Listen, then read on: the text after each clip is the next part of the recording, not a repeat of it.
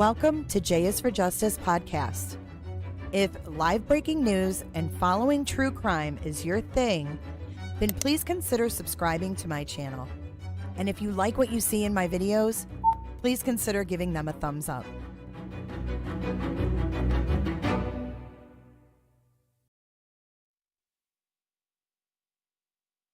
Welcome back, everyone. Welcome back to J is for Justice. My name is Jay. I am your host. We are back for afternoon closing arguments in the James Crumbley case. Everybody, welcome back. Get your votes in. We're going to hear closing, rather. Did I say opening? Closing arguments, and then the jury will be in deliberation. So let me know what you think the jury will decide. Will the jury go guilty like they did with Jennifer, or will the jury find James Crumbley not guilty? I mean, there's really a possibility. If this dude's found not guilty, would he just like walk out today? He'd be able to walk out, wouldn't he? So welcome Ryan Apple. We missed you this morning. And who else did we miss this morning? We missed Lexi. What are the charges? The charges are 4 counts of manslaughter. Involuntary manslaughter, sorry. Welcome, Nosy Rosie. Good to see you again. Rita Craig, good afternoon.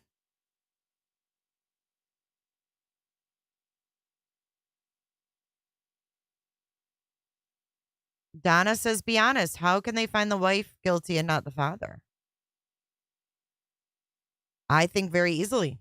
There was a lot more evidence against Jennifer and her negligence. So we had James buying the gun, but we also had his sister testify that she was a witness to him locking his gun. So what we have to look at is this. Think about this.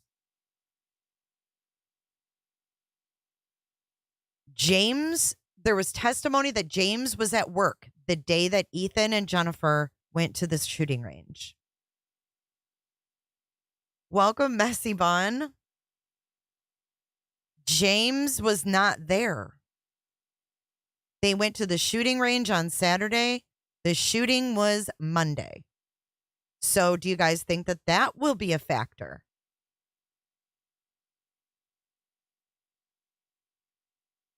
Jessica says not guilty, in my opinion, from what was introduced as evidence. So his attorney didn't have to do anything.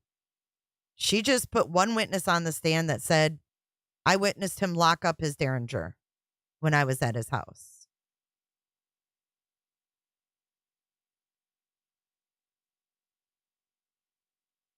She was actually a witness in putting it in the case, she said.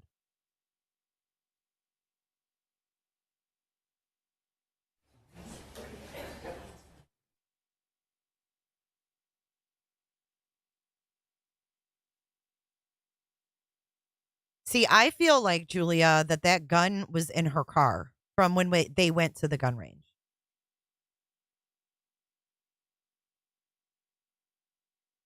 I know, Jean. I think that Muriel was smart by not putting too much out there. I think maybe with Jennifer, too much was put out there. You know what I'm saying? Her testimony was a disaster. So it's probably good he didn't take the stand. Because that would have opened up so much for the prosecution to bring in. So really all the jury has is that he called 911. He told Ethan he loved him at the substation. He was upset. The bad things against James in this trial, in my opinion, is the running to Detroit, the withdrawing of the money, the not turning themselves in. That looks bad. Yes, a Derringer, the tiny little gun. So his sister testified that when she was there in summer of 2021, James showed her his Derringer and let her hold it because it was like an antique type gun or whatever. Good afternoon, Sherry. And that she saw him lock it back up in the case the Derringer, and then take it back in his room.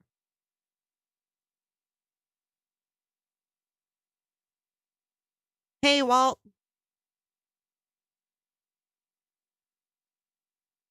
Yes, globalism. I think that was her tactic. I think that she worked and not put anything else out there that needed to be out there.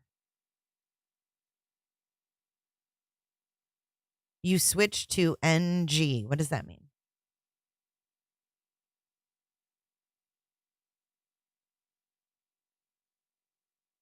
James didn't have to call 911, but he did.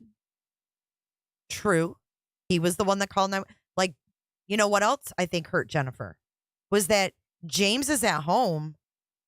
Jennifer is driving home. And she didn't call 911, did she?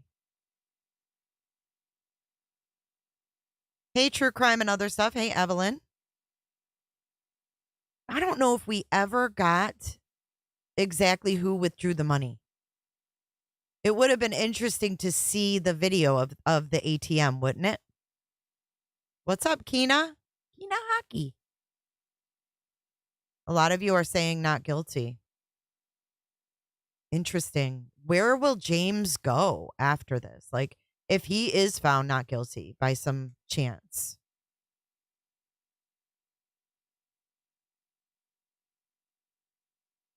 Sig Hour. Seba says guilty. We need a dunce cap emoji. Yeah, she brought it all in. All right. I think she basically fucked Jennifer. Why were you telling her not to fuck herself? Primo, what's up? Primo, we are waiting for closing arguments that were supposed to begin at 12:30. We are 4 minutes late. Oh, NG, not guilty. I thought it was Nancy Grace. I'm like, what? Kelly says, I'm thinking not guilty based on the evidence where I felt guilty in Jen's.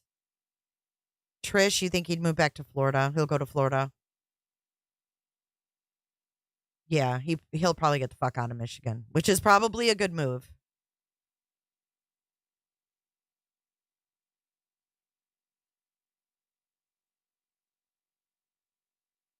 His father and stepmother were in the courtroom today, and Muriel said that they were not testifying. They were going to, but she decided not to put him on the stand, and she only put Karen on the stand. I see you, Ann. James will go into seclusion. Kaz, what's up?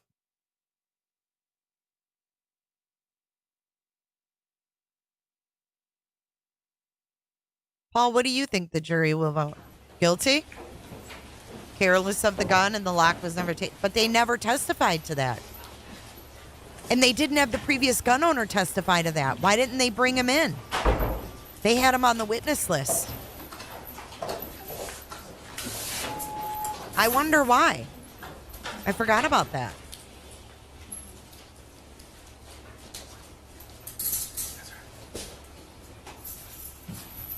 We are back. All right, I'm going to go on mute. I'll see you all in a little bit. Let's pay close attention to the closing. I look really pale. Powder. It's my lighting. It's horrible. Damn.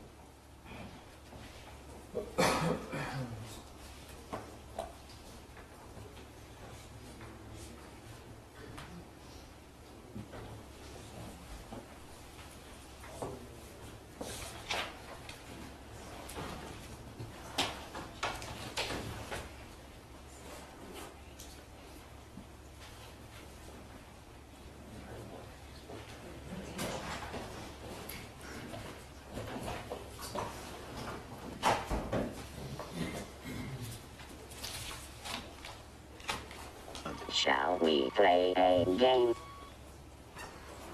All rise. Stand up!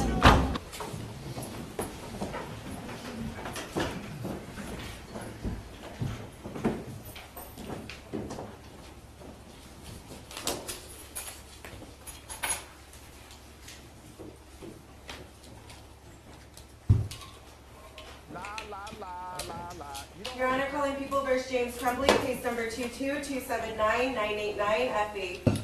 Thank you, Mark. Keys on behalf of the people. Karen McDonald on behalf of the people. Good afternoon, Your Honor. Marielle Lehman on behalf of James Crumbley, who is standing to my left.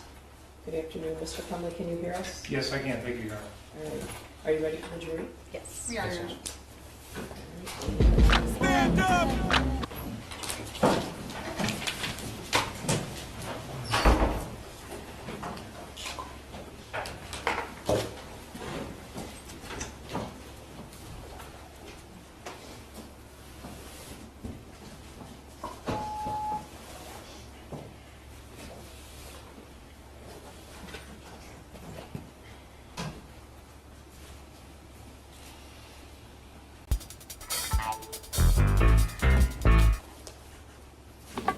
What you are witnessing is real. The participants are not actors.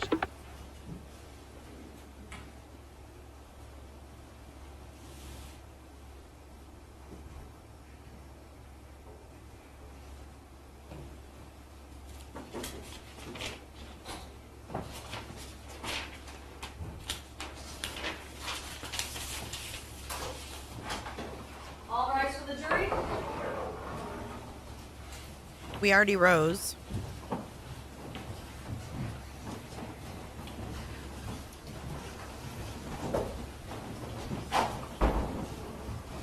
Good afternoon. You may be seated.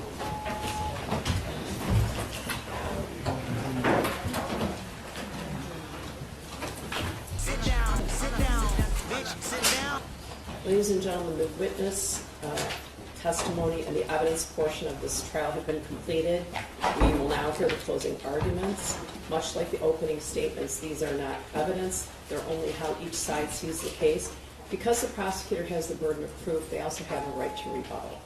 You also will have a copy of the jury instructions at the end of the trial and when you're deliberating. Right? Prosecutor?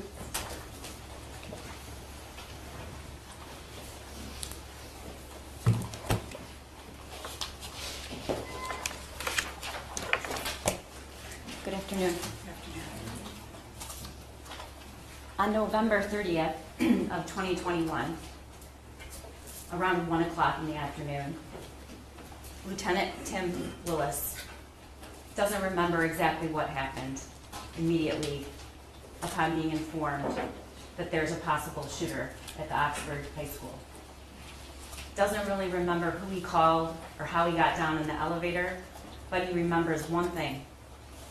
Whoever he called, the first thing the caller said was, "It's real." Doesn't really remember the details on how he got there that day. But he did tell you that of all the first responder scenes he's ever experienced in his 20 plus years of being in law enforcement, this was the largest and most serious by far, and the second, what didn't even come close. Ed Wagrowski, who is now works for the Secret Service, but worked for the Sheriff's Office in the Computer Crimes Department, told you that he went so fast that he could barely keep his tires on the road. He told you that he will never forget the look on those kids' faces because they looked like zombies. He also told you that in that moment of crisis, he will never forget the looks on the parents' faces who were waiting desperately for their kid to get off those buses. Molly Darnell, a seasoned teacher who had years and years of training on what to do in an active shooter situation, she told you that even though she locked eyes with James Crumbley's son when he fired his SIG 9mm at her and hit her, she still couldn't believe she was shot.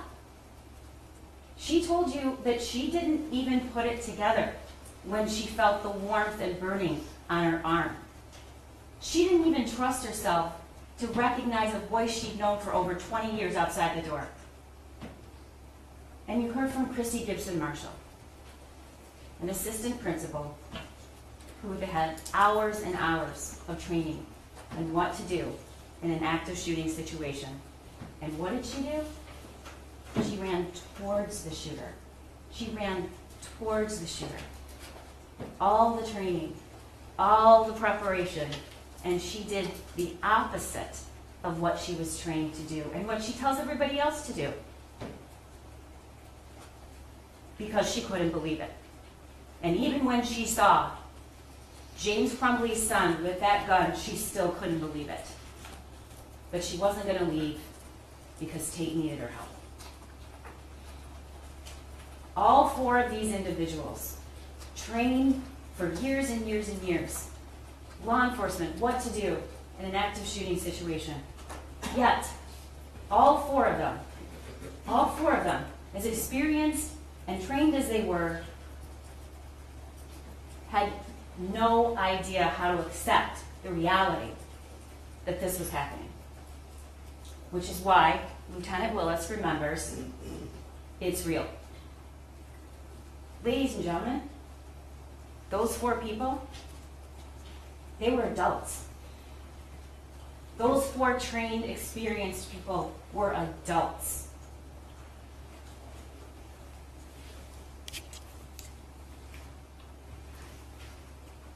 These four were children. And so were the hundreds of kids in that school. What happened that day is about the deaths of these four children and what James Crumbley did and what he didn't do. The shooter has been sentenced and prosecuted and convicted. He pulled the trigger. James Crumbley is not on trial for what his son did. James Crumbley is on trial for what he did and what he didn't do.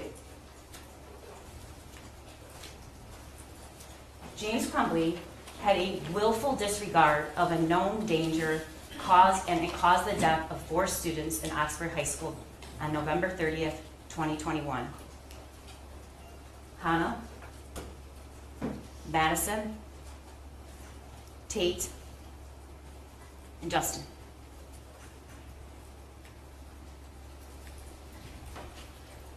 I'm going to spend a few minutes on the law, but the judge is the authority on what the law is, and she's going to instruct you what the law is.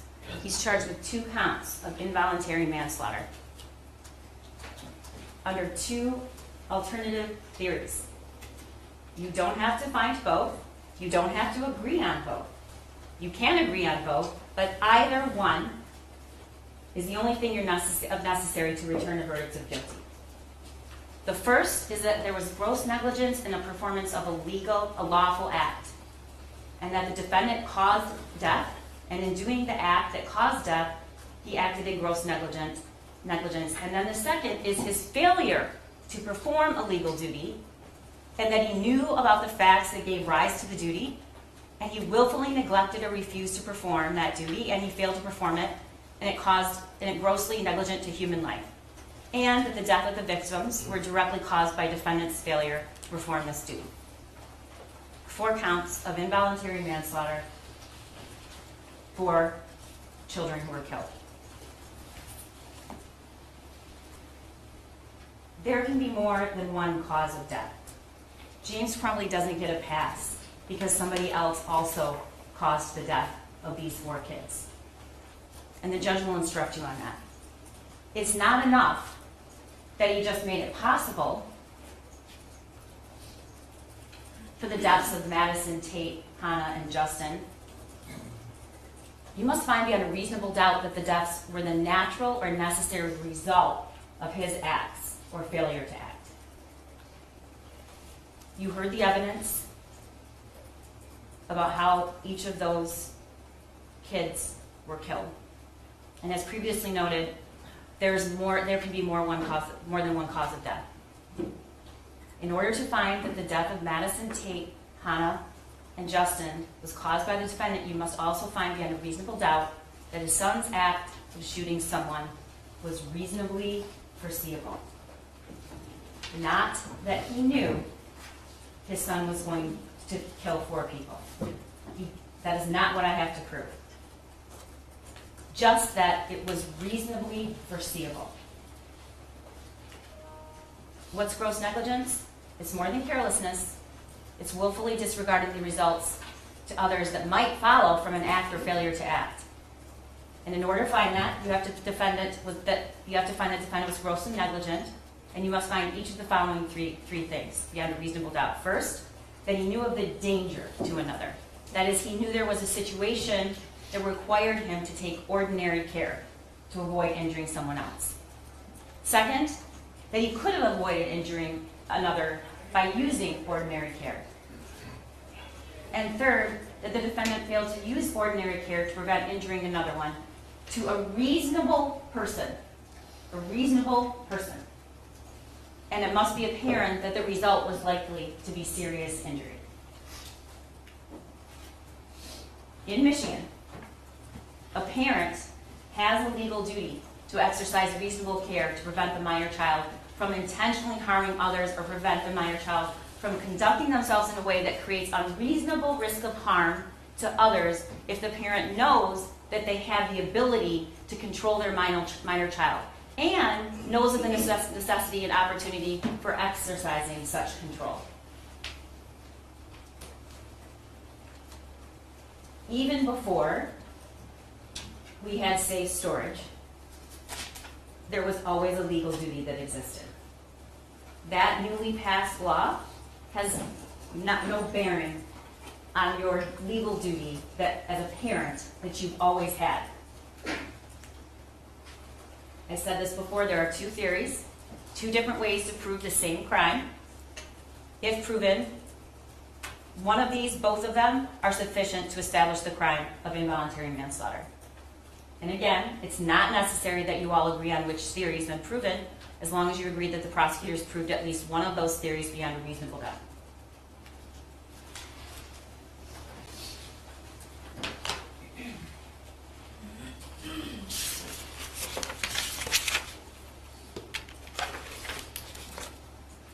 I want to stop before I talk about the evidence briefly. I want to know that everyone appreciates how much care and patience you've taken in listening.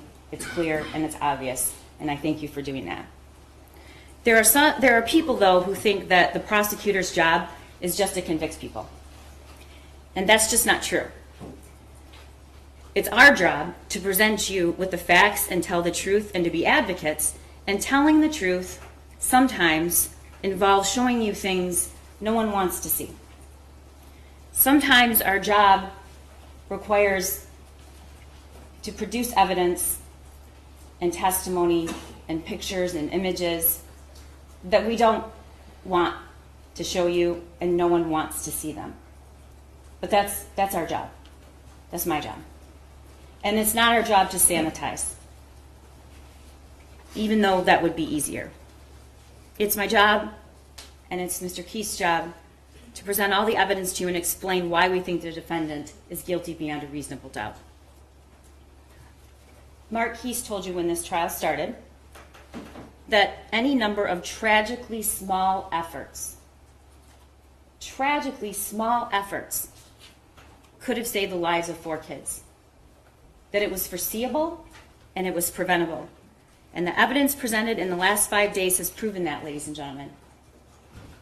James Crumbley was presented with the easiest, most glaring opportunities to prevent the deaths of these 4 students. And he did nothing. He did nothing. He did nothing over and over and over again. And the evidence shows that. This case is not about holding James Crumbley responsible for what his son did.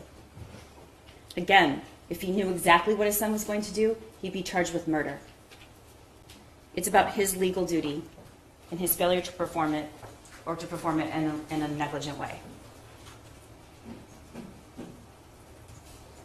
You heard the testimony of Molly Darnell. She told you that the first thing she saw when she looked through the window and saw the gun being raised towards her was that there was no orange tip, which she had learned previously, she doesn't remember where, meant it's a real gun. That he aimed the gun at chest level and he locked eyes with her and the bullet landed 6 inches from her heart.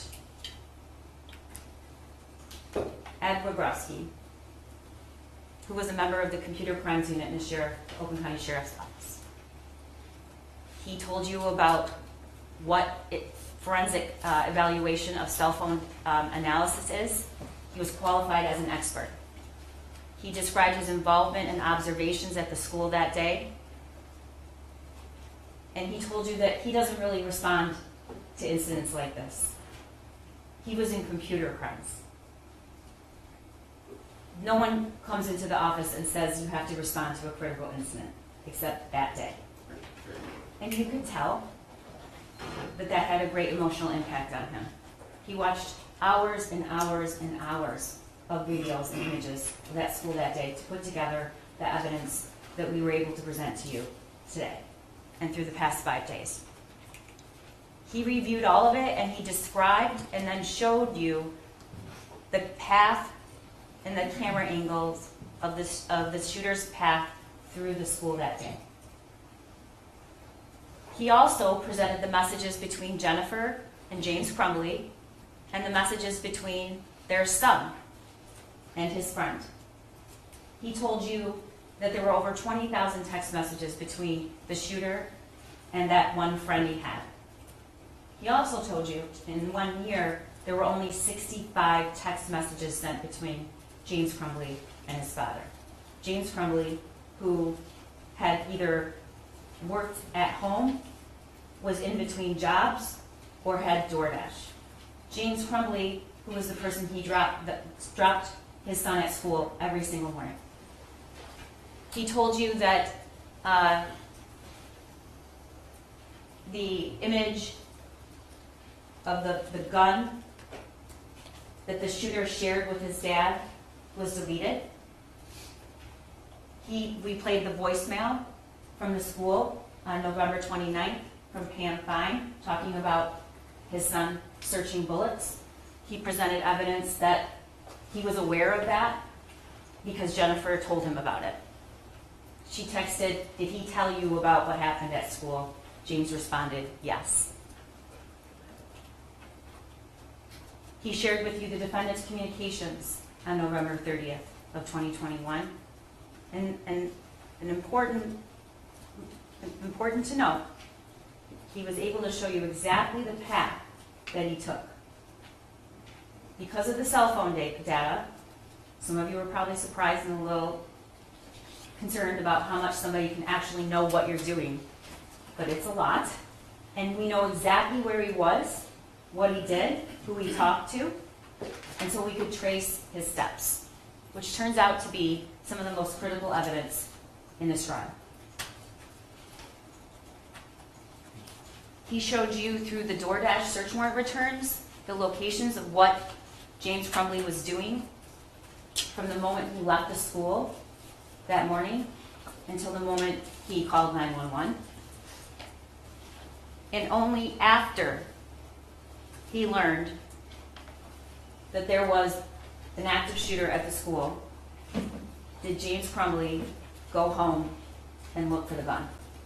Even though from 11 o'clock to 1 o'clock, he had 4 DoorDash pickups and passed his house many times. He was within minutes, many times. And you heard the 911 call by James Crumbley about 14 minutes after he arrived home and discovered that the gun was missing.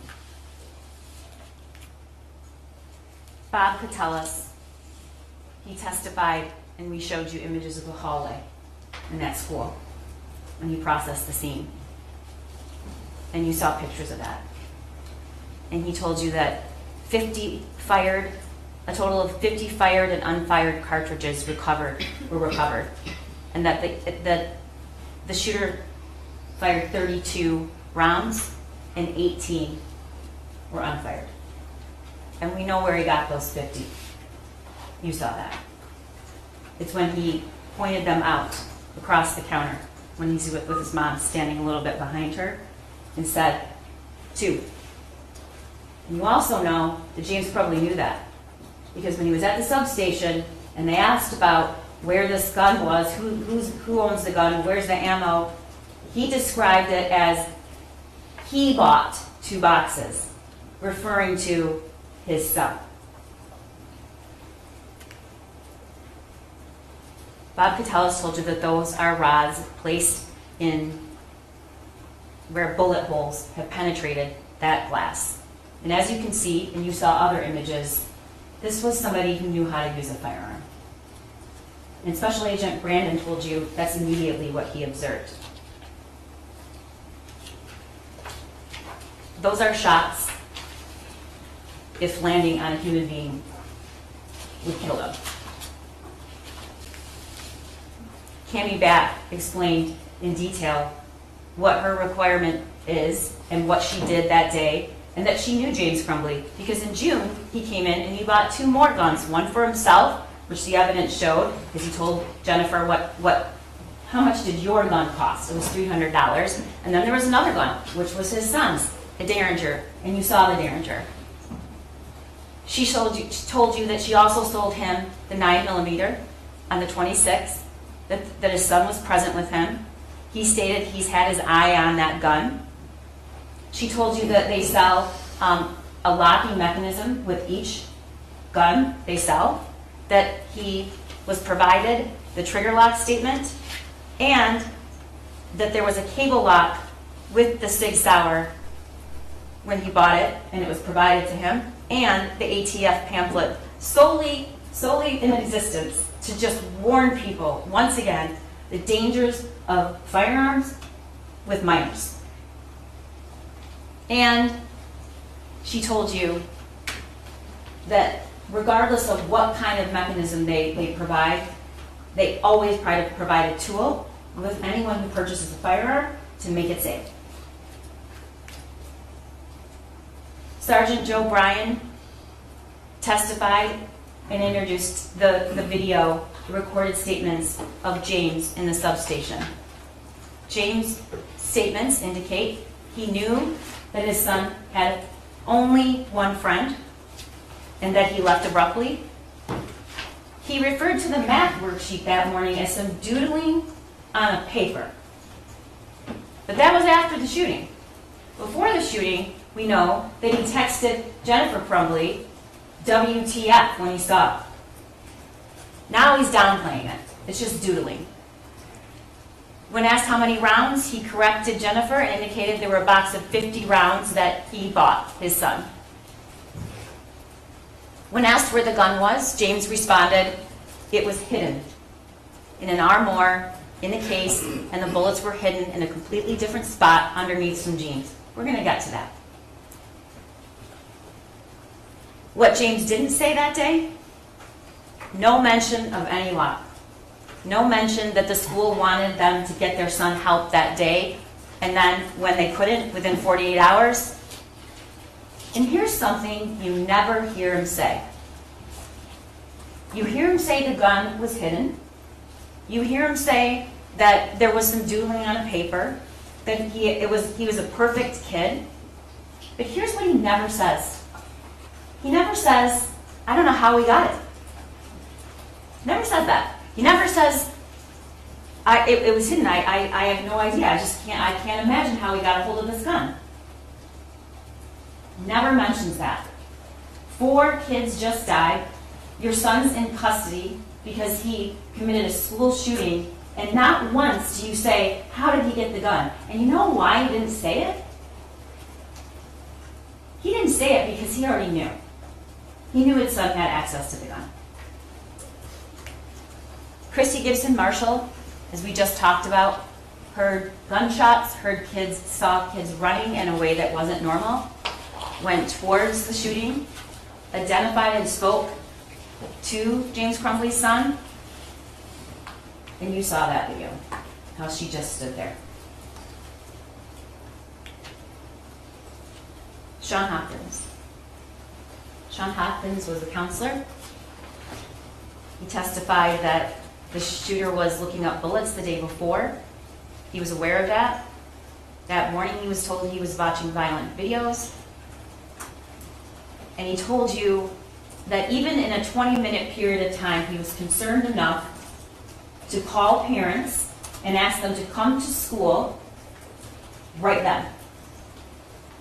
He told you that he said he needed help right away. He wanted them to get him some help right away.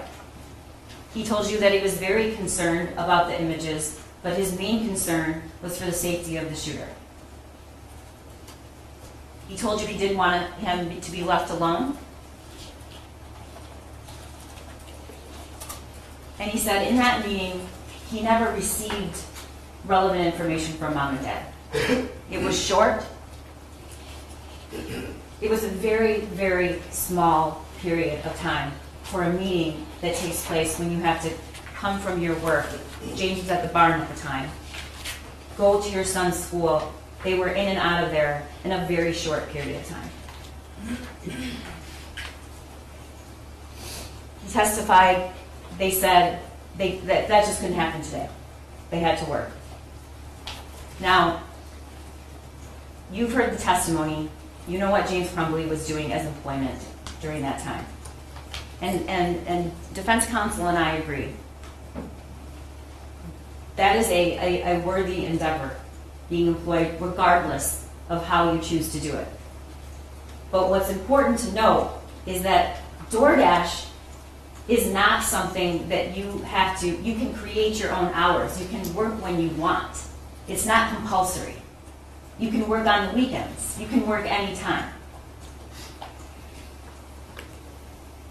Nick Ejak is the Dean of Students, testified that he was also at the meeting and that James Crumbley seemed irritated. And that at the time they knew only a fraction of what was going on. No one told anybody at the school. They just purchased him a gun.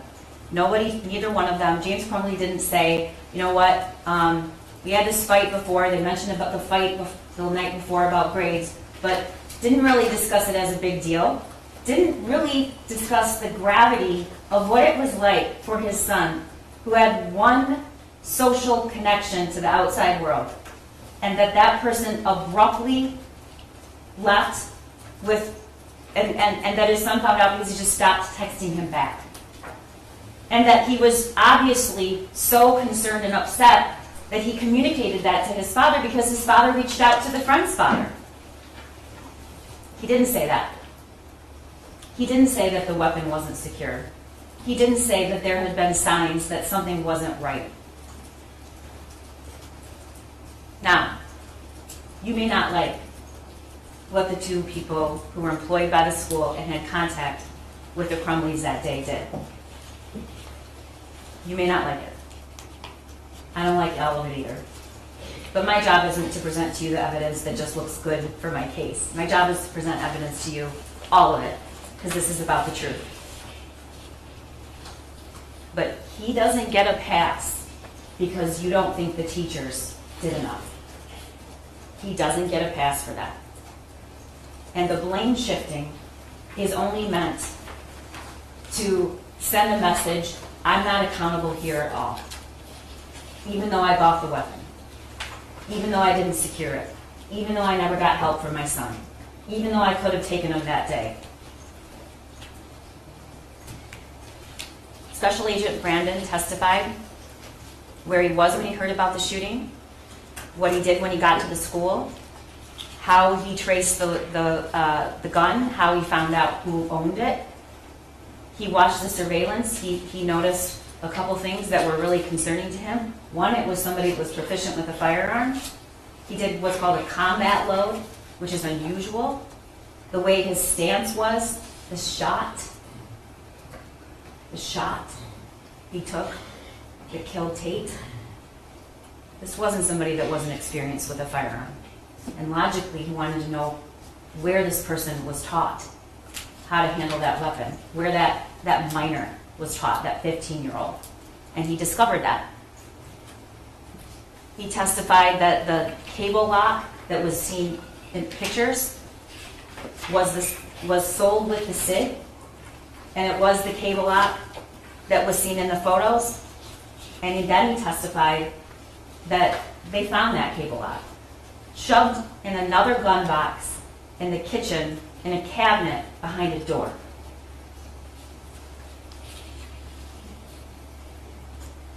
You also heard him tell you that the minute he looked at that drawing, he instantly noticed the gun. It wasn't just any old gun. It wasn't. And maybe you wouldn't have picked that up. But Special Agent Brandon did. And you know who else would have known? The person that purchased the gun, James Crumbley.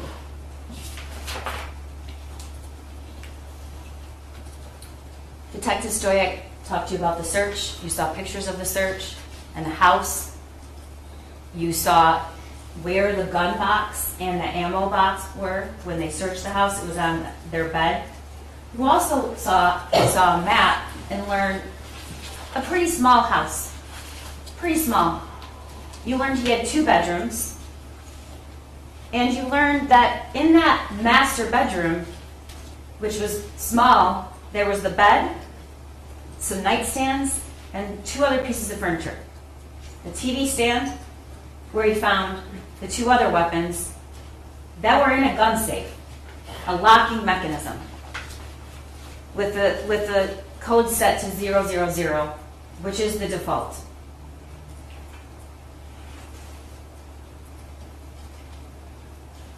Detective Stoyak and told you what others did.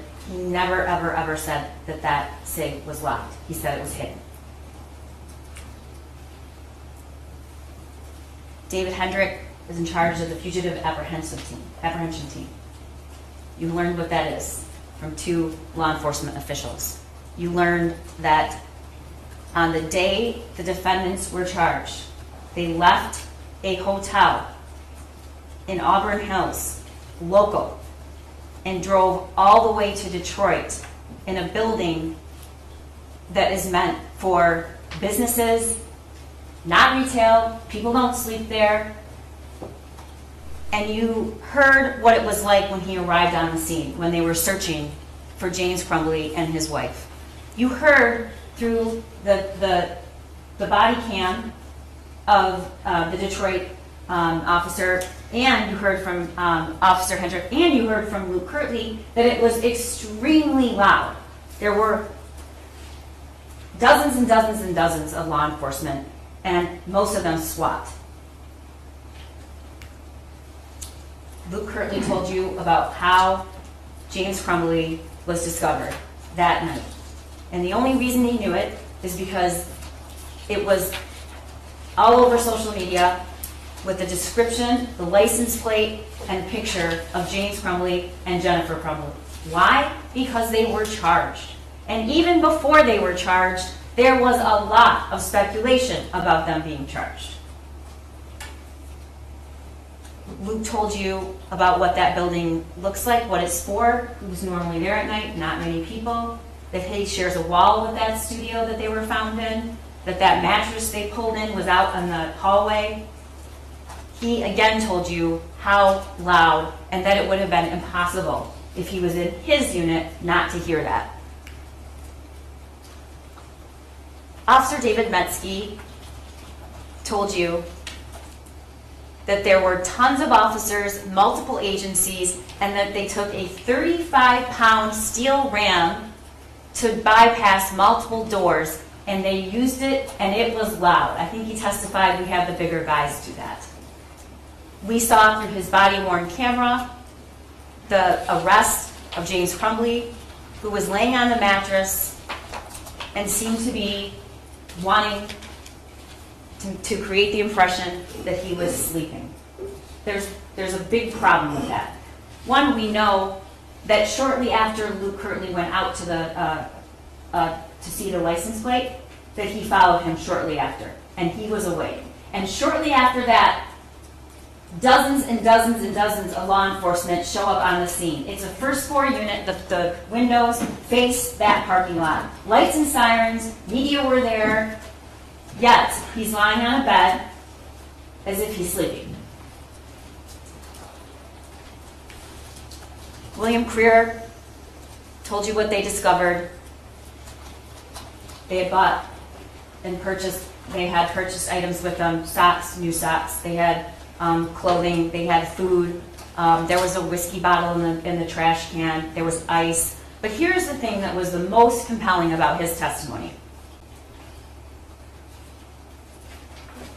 The bag with the 4 phones that were turned off and $6,000 of cash was stored on the other side of the room from the backpack in a lid in a plastic bin with a lid on it. That is strong circumstantial evidence, which is used in this country every day to convict people, that was placed there in hopes that no one was going to find it. $6,000 cash, 4 cell phones turned off, which is odd if you're really trying to get up in the morning and go somewhere, and the alarm was set on one of those phones, but they were off. But what did Ed Wogrowski tell you? He told you that you can't track a phone if it's off. You can't track it. We all learned, if you've learned nothing else, turn your phone off if you don't want to be tracked, because there's all sorts of ways. Lieutenant Willis testified. He showed you the bank records showing what they did when they found out that their son was charged and when there was talk of them being charged. He talked to you about the scene at Oxford High School. And it was a really detailed description of what it was like in that school that day. Because hundreds and hundreds of law enforcement officials went to that school, some miles away. No one asked them to. They just drove there from all different parts. And so it was Tim Willis's job to take all of those people who wanted to help and give them something to do and get the scene processed and start building a case. And answering questions, which is really what an investigation is about, way before you get to a prosecutor. Because sometimes you never get to the prosecutor. Your job is to go where the evidence leads you. And there were things about this case from the very beginning that just seemed like questions that needed to be answered. And one of them was, that gun was purchased 4 days earlier by James Crumbley, who was the same person who was at the school that day. This is information they're learning immediately.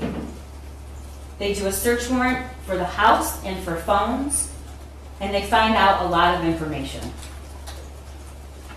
You saw the video of the shooting. There's a reason we tell the media they have to turn their cameras off. We don't want those images out there. We don't want them to be on the internet. We don't want to encourage another school shooter. And we don't take any pleasure in showing it to you. But it's our job to know the truth and look at it and not look away. He told you how each of those kids died.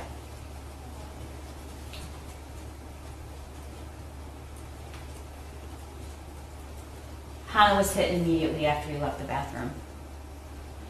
You saw the image and it was described to you. Madison Baldwin didn't run. She crouched down. There was a door 4 feet from her. and she put her hands over her head. And he walked right up to her and he shot her at close range in the head. Tate was shot. I talked about that shot he took as he was coming in the door. He had his headphones on. He didn't even know what was going on. And Justin Schilling was shot in the bathroom after several minutes of being in there. It wasn't immediately. Shooter went into the bathroom, stayed there. Justin knew the shooter was there. And there was another student in there as well. You saw him running, Keegan. And he ran after James Crumbley's son shot Justin Schilling, execution style.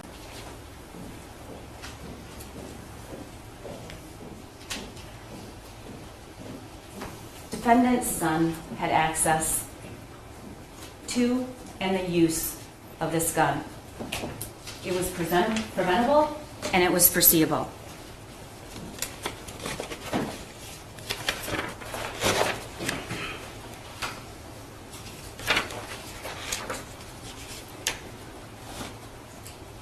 You heard during jury selection, and you heard during opening, and if my prediction is you're going to hear it again, that this could be you. This could be any of us. This is what defense, this is their defense, that this could be you if you let your kid drive a car or leave with a sharp object. This couldn't be everybody. This couldn't be the person that takes their kid hunting. This couldn't be the person that buys a gun for their child to use, for their minor child for their use. That doesn't create a criminal charge, ladies and gentlemen. It couldn't happen simply because you purchased a firearm or simply because you let your kid drive a car. Beware of the claim that this could be you. Beware. It is not the case that finding James Crumbley guilty of gross negligence would result in a criminal charge for every parent who doesn't know what their child is doing at all times. And it is not the case that he was faced with the same normal challenges as parents that we all go through and suddenly found himself in a courtroom being charged with involuntary manslaughter. It is just not the case, and the evidence shows it.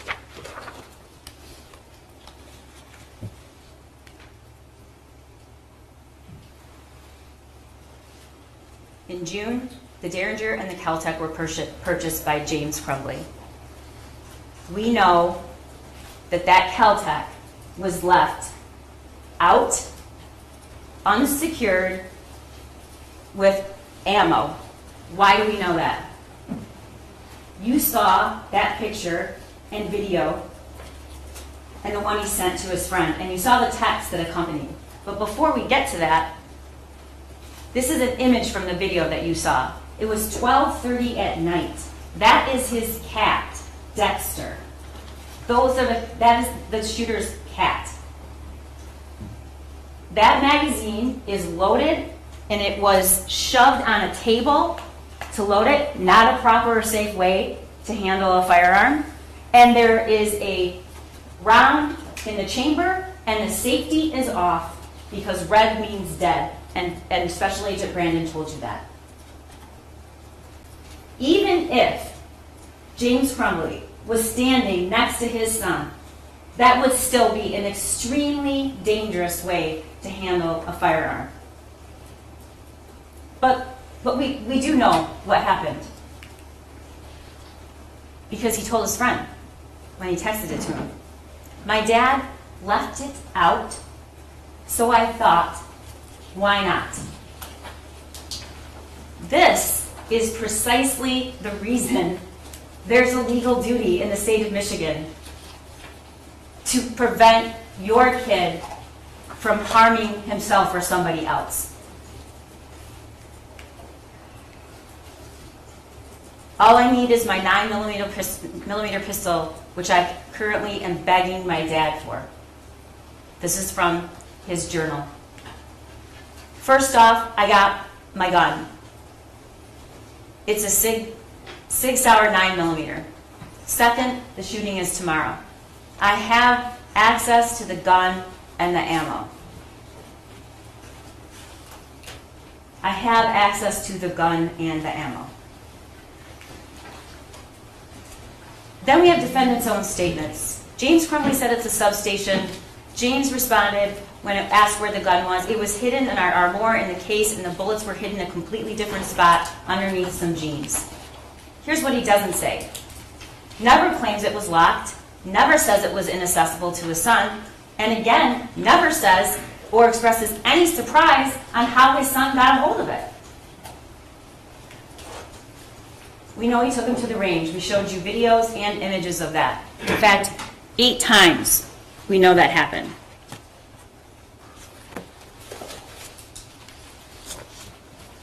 We know that throughout June, July, August, September, October, by November, when he begged his dad for the 9mm, and he actually did buy it for him, now he's at the point where he can instruct other people. It's James Crumbley's son that knows more about guns and when he takes his mom to the range. And how did he learn? James Crumbley taught him. He didn't take himself to the range with his dad. This is the shooter 2 days, 1 day after the gun was purchased for him. He's packing it up. What don't you see? The cable lock. It's not even in the case anymore. And there it is. That's the cable lock that was provided that day with the pamphlet and with the gun. Just the day before. It's already out of the case. Here's where the other 2 guns were found in that bedroom, in defendant's bedroom, interlocking a safe.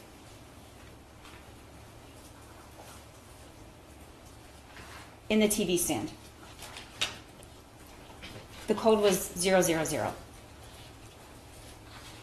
important thing is that the SIG could not fit into that gun safe. Could not fit it. It's impossible.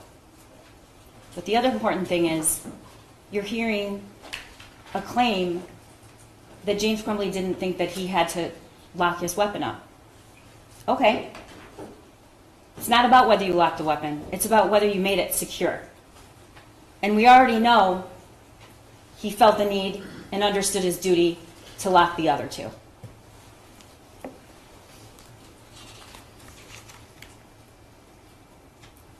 Special Agent Brandon read to you the lines, if he had opened it up, if he had read it, if he had believed it, those deaths could have been prevented. If he had just read it and just did the simplest of things. This is the crime scene. There were 32 shots fired that day by James Crumbley's son. How do we know this was foreseeable?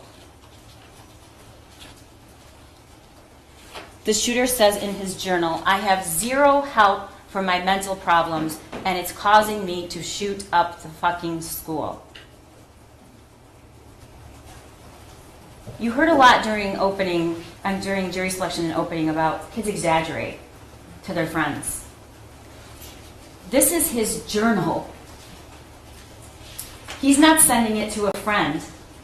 He's expressing his state, which was desperate because he needed help.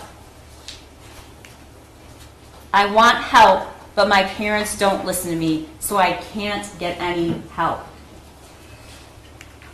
My parents won't listen to me about help or a therapist. I can't even say with a straight face or even find a way to explain the rationale behind a 15-year-old that desperate writing that in a journal because he was exaggerating or lying. We have the text between James Crumbley's son and his friend about exactly what he wrote about in the journal. He hears people talking to someone in the distance. I actually told my dad, asked my dad to take me to the doctor yesterday, but he just gave me some pills and told me to suck it up. Again, teenagers exaggerating to make themselves look better, to impress. None of these text messages to his friend make him look better. None of them make him look impressive. They just make him look desperate and sad and wanting help. I'm having bad insomnia and paranoia. I need help. I was thinking I could call 911 so I could go to the hospital. This was in April. But then my parents would be really pissed. I'm going to ask my parents to go to the doctors tomorrow or Tuesday again. But this time I'm going to tell them about the voices. And then on April 5th, like I am mentally and physically dying. What did James Crumbley know? He knew the family dog had died, a grandmother had just died, his son's only friend, the one person he had any social contact with, abruptly leaving, can't even text him. Knew his son was completely isolated, knew he had looked up bullets the day before, knew he was upset the night before, knew he had been watching videos that morning, violent videos, and then he sees that drawing. He sees that drawing that morning when he goes to the school, and what does it say? It says, "Help me." How many times does this kid have to say it? He says it in his journal, he says it to his friend, and what is he saying? I asked my parents, I asked my dad. And then if that isn't enough, he writes the words, "Help me," on a piece of paper. And his parents, James Crumbley, is called to the school to see it. And what does he say? He says, "We gotta go to work." He describes his son as a perfect kid, never gets in trouble. Well, you know, if you have a perfect kid that never gets in trouble, being called to the school abruptly that day and asked to come and saying your kid needs help is about 100 out of 10 in terms of how troubling it is for a parent, if it's that unusual. He knows his son is proficient with guns because 4 days earlier he purchased that weapon for him. This is James Crumbley's son on the morning of the shooting, November 30th, being dropped off, like every day, by James Crumbley. And here's the worksheet. The thoughts won't stop. Help me. You have a picture of someone bleeding with bullet holes. You have a picture of the exact gun. It says blood everywhere. My life is useless. The world is dead.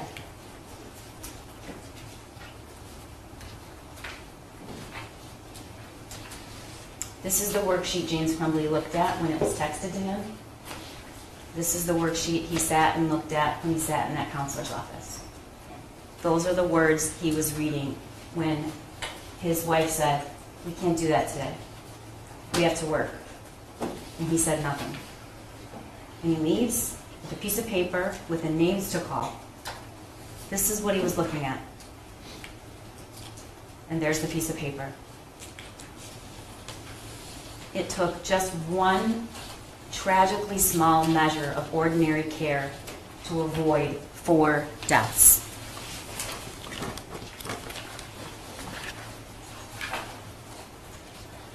James Crumbley failed to use ordinary care, which could have prevented the death of these 4 kids.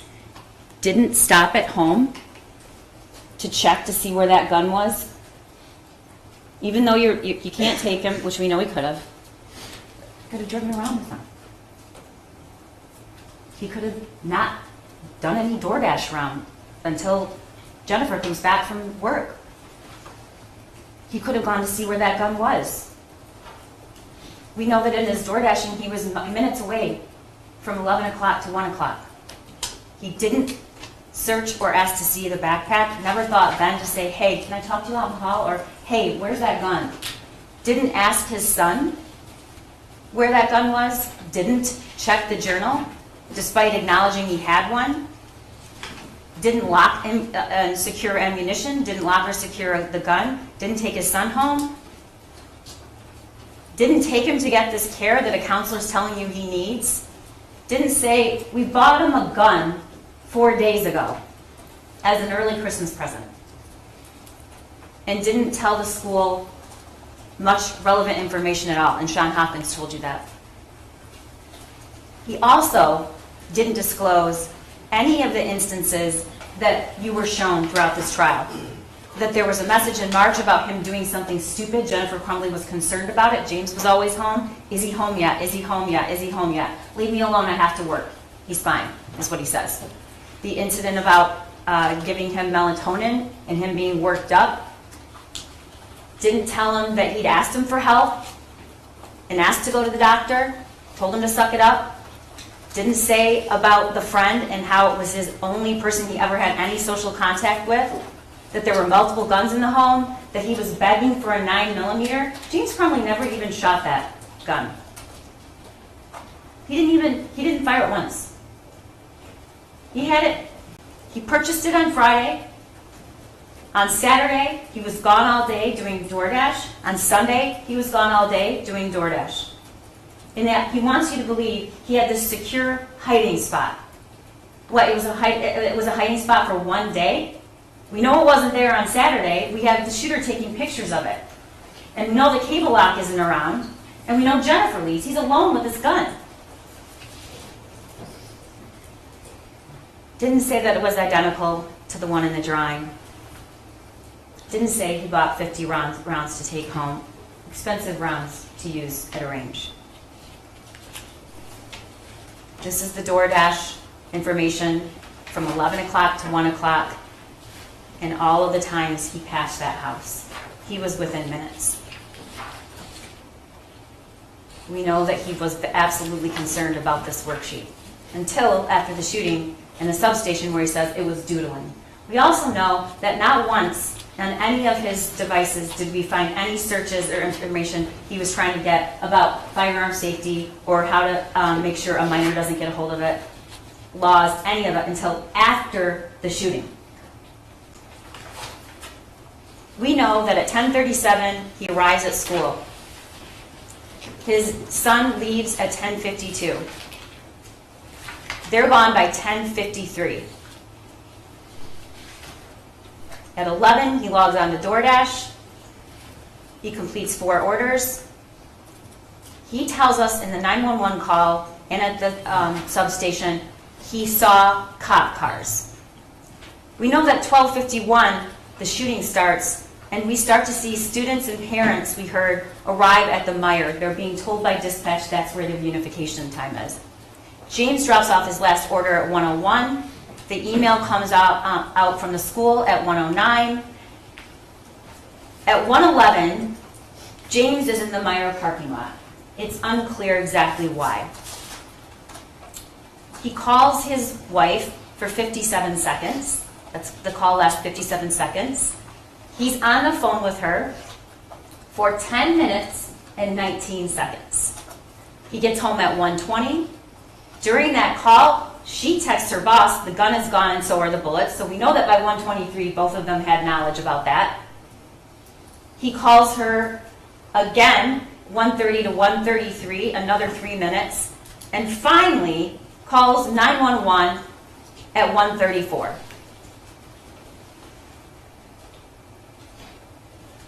There were 1,800 students in Oxford High School. There was one parent who suspected their son was the school shooter. And it was James Crumbley. You know what that's called? It's called foreseeability. That's what that's called.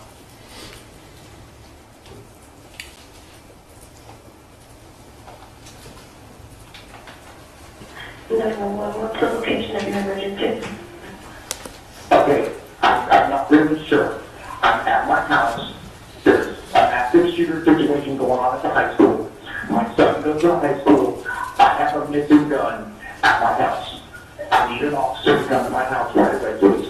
Okay, I'm not going to be able to send anybody to your house right now. So they're on the active shooter situation right now. I understand that. There's a million guns there. I have a missing gun, and my son is at the school, and we had to go meet with the counselor this morning because of something that he wrote on a tax paper, and then I was in down, and I saw a whole bunch of cops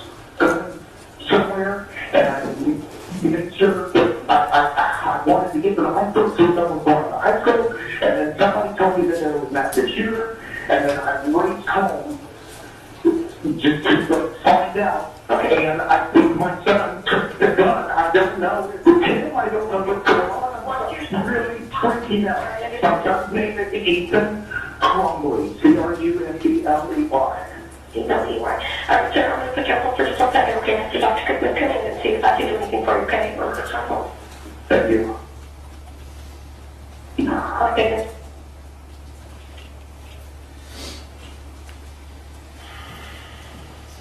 You just heard this. I have a missing gun. My son is at the school, and we had to go meet with the counselor this morning because of something that he wrote on a test paper. And then I saw cops going somewhere. I wanted to go to the school, see what was going on. I heard about the active shooter, and I raced home just to find out.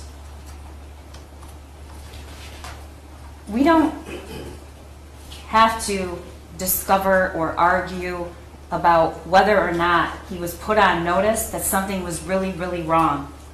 He says it. He says it. He calls and he says, because of this meeting at the school and because I have a gun, I went home to look for it when he heard about the shooting.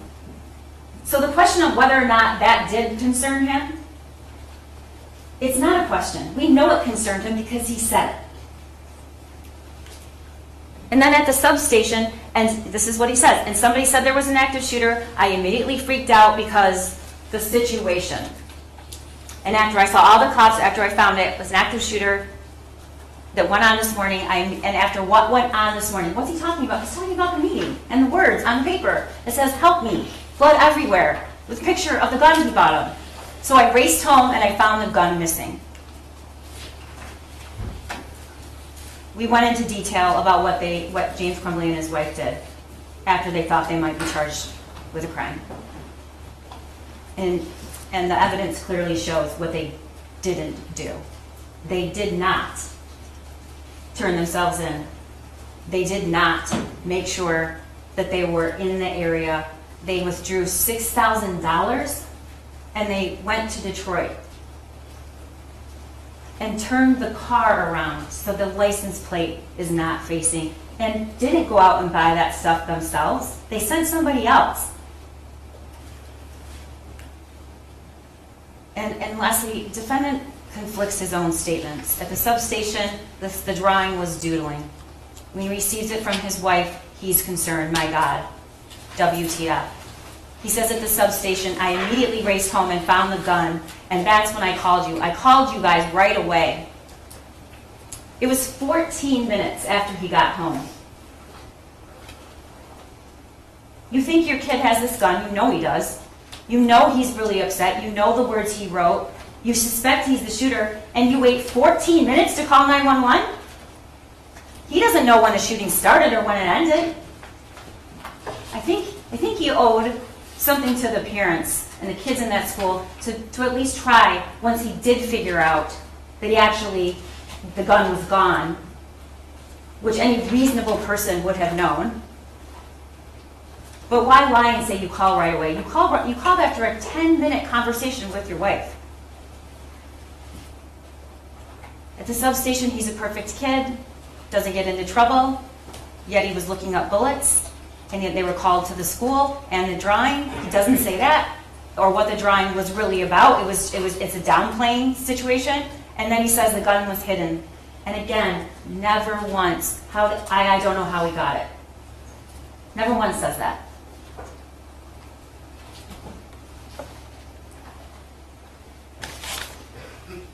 James Crumbley had concerns that day. He knew something was wrong. He said it in his own words.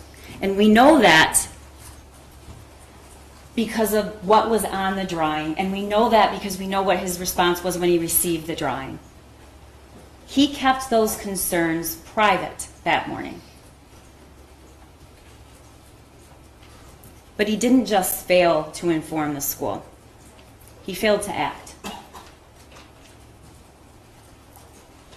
James Crumbley failed his son in a tragic way. You're not going to hear me say that's not true. But he didn't just fail his son. He failed Hannah. He failed Madison. He failed Tate. And he failed Justin. He failed to perform his legal duty to prevent these kids from being killed. And he failed their parents too. And I ask that you find him guilty. Thank you. Thank you, Prosecutor. Ms. Lehman? Yes, Your Honor.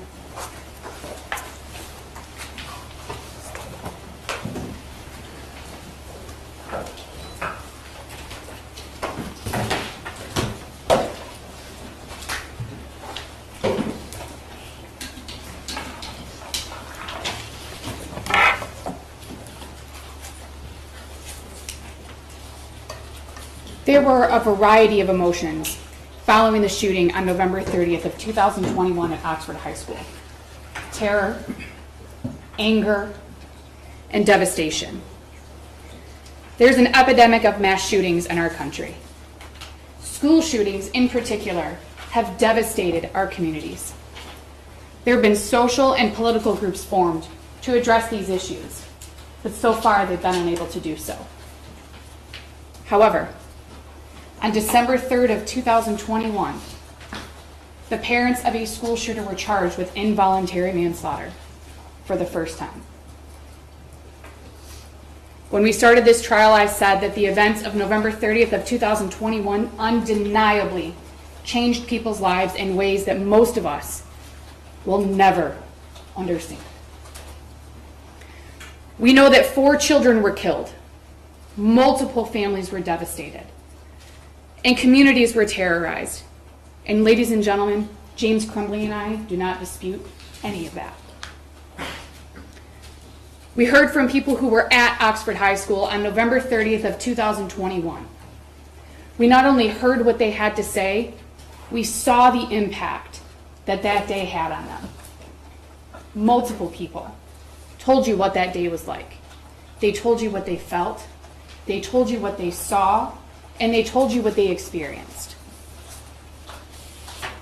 You were also shown videos of what happened inside of the school on November 30th of 2021. We can agree that you all heard a lot about what happened inside of Oxford High School on November 30th of 2021 through videos and testimony. This case is not about what happened inside of Oxford High School. This case is about what happened outside of Oxford High School. This case is about what James Crumbley knew on and before November 30th of 2021. James Crumbley was charged on December 3rd, 2021 for the deaths of Hannah St. Juliana, Madison Baldwin, Tate Meir, and Justin Schilling. As you've seen throughout this trial, the charges and allegations against James were based on assumptions and hindsight about James and his knowledge about his son, who we've referred to as either his son or the shooter. The prosecution is asking you to second guess the decisions made by James Crumbley on November 30th of 2021 and before those days. And as Sean Hopkins told you, it's easy to look at things in hindsight. But we aren't here to look at things in hindsight. We are here to look at what James Crumbley knew prior to and on November 30th of 2021 before the shooting began. You heard no testimony and you saw no evidence that James had any knowledge that his son was a danger to anyone. You heard no testimony and saw no evidence that James Crumbley knew what his son was planning. You heard no testimony and saw no evidence that James Crumbley was aware that his son knew where the firearms in the home were hidden. You heard no testimony and saw no evidence that James Crumbley was aware that his son had obtained access to those firearms and had handled them unsupervised. Still, the prosecution wants you to find that James could foresee that his son was a danger to others, and that James acted in a grossly negligent manner or breached a duty that he owed to other people, despite having no information at the time. You obviously know that the defense has no duty to present a defense. We talked about that during jury selection. The judge will give you instructions on that and the law on that. But we did bring out more information so that you all had a more full picture, a more complete picture of what happened in the days leading up to November 30th of 2021, and even on November 30th of 2021. But in the end, if you have any questions, if there's anything that you're unsure of, if there's anything that you're wondering about, the prosecution was the only one that had a burden of proof. When it comes to burdens of proof in this country, beyond a reasonable doubt is a very, very high burden. In civil cases where people sue each other for money, the burden of proof is 50-50. Preponderance of the evidence, whether or not somebody gets money and somebody has to pay money. In cases where the state wants to take your child due to abuse and neglect, it's clear and convincing evidence, a little bit higher. Beyond a reasonable doubt is the highest burden in our country, the highest burden of proof as it relates to criminal prosecutions. Judge Matthews is going to instruct you that reasonable doubt is just that, a doubt based on reason and common sense. It can be based on the evidence, or it can be based on the lack of evidence. When it comes to reasonable doubts, you can have 1 or you can have 10. You don't have to have the same reasonable doubt as your neighbor. What matters is that if a juror has a reasonable doubt, then they must vote not guilty. You can believe that if the prosecution had evidence that James Crumbley knew that his son was a danger to others, you would have seen it. Especially if James knew what was inside of that journal. We've heard about the journal. If James knew what was in that journal, the prosecution would have told you that. If James knew that his son had gained access to his firearms, the prosecution would have told you that. You definitely would have seen it. And the fact that you have not seen any of that evidence can be your reasonable doubt.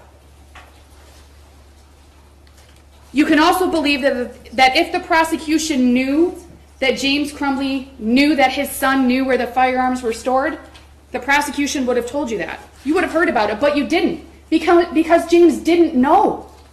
He didn't know that his son knew where those firearms were. Absence of evidence that James knew that his son had learned where those firearms were can be your reasonable doubt. Also, if James had violated any laws as it relates to storage, specifically gun storage, you would have heard about that, but you didn't. In fact, you heard from ATF agent Brandon, who told you there are multiple ways to store a firearm. Multiple ways. You can use a safe. You can use a cable lock. You can use a trigger lock. You can store it unloaded with the ammo separately. You can store a firearm in any number of ways. That came from ATF agent Brandon. Those were his words. If the prosecution had evidence that James knew that his son was accessing firearms without his permission, not that his son was accessing them without his permission, that James knew that his son was accessing them without his permission, the prosecution would have shown you that. But you didn't see it because it isn't true. James didn't know. This can be your reasonable doubt. Mr. Wagrowski testified that James would have heard his son handling the firearm, the Kel-Tec that you saw the video of, where he sets the Kel-Tec on the table and loads the magazine. He slides the slide forward. He releases the slide forward. Mr. Wagrowski testified from this chair that James would have heard that because of the volume of the sound and because of the size of the home. You all have observed James throughout this trial. You've seen him. Judge Matthews instructed you at the beginning, James is wearing headphones. James is hard of hearing. He needs a hearing-assisted device to hear, even in this courtroom. And if you watched, there were points where he had to push the headphones into his ears so he could hear better because he still couldn't hear well enough. Your Honor, I hate objecting in a closing, but that is not evidence, and her client didn't testify, and so it's just not evidence what he was doing, and it's just not. And his headphones are not evidence. There's evidence that he needs a hearing device, as I explained to you in the beginning of the trial why he was wearing those headphones. Go ahead. Thank you, Your Honor. Mr. Wagrowski also testified that he could not indicate and could not say with certainty where James was at the time that his son made that video. He knew that James was likely at the home. He didn't know if he was outside in the very large backyard that Detective Stoyak told you about. He didn't know if he was in the home. He didn't know if he was standing next to him. He didn't know if he was standing outside. He didn't know if he was in another room. He didn't know if he was sleeping. Mr. Wagrowski couldn't tell you what was going on, other than James Crumbley's son handling that firearm. Was it unsupervised? We don't know. Was it supervised? We don't know. We don't know. So any statement by Mr. Wagrowski that James had to have heard that is an assumption. It's not based on fact, and it's not based on evidence. If the prosecution had evidence that James was concerned about his son's mental stability, or if his son had asked him for mental health treatment and it was denied by James, you would have seen that. Not a statement by his son to a friend or a writing in a journal, a statement by James that he acknowledges that his son was having issues, that his son was having a hard time, that his son needed help. None of you saw that. None of you saw that because it's not true.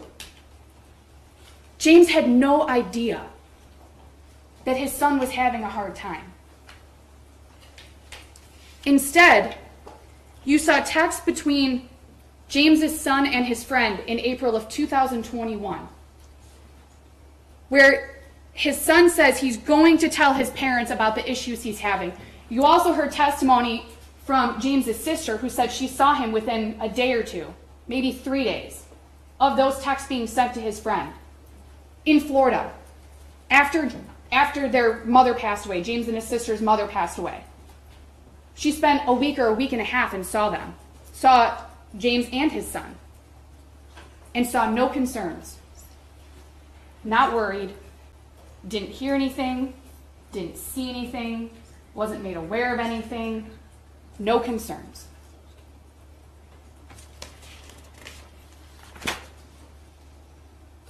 You heard that on November 30th of 2021, James drove his son to school.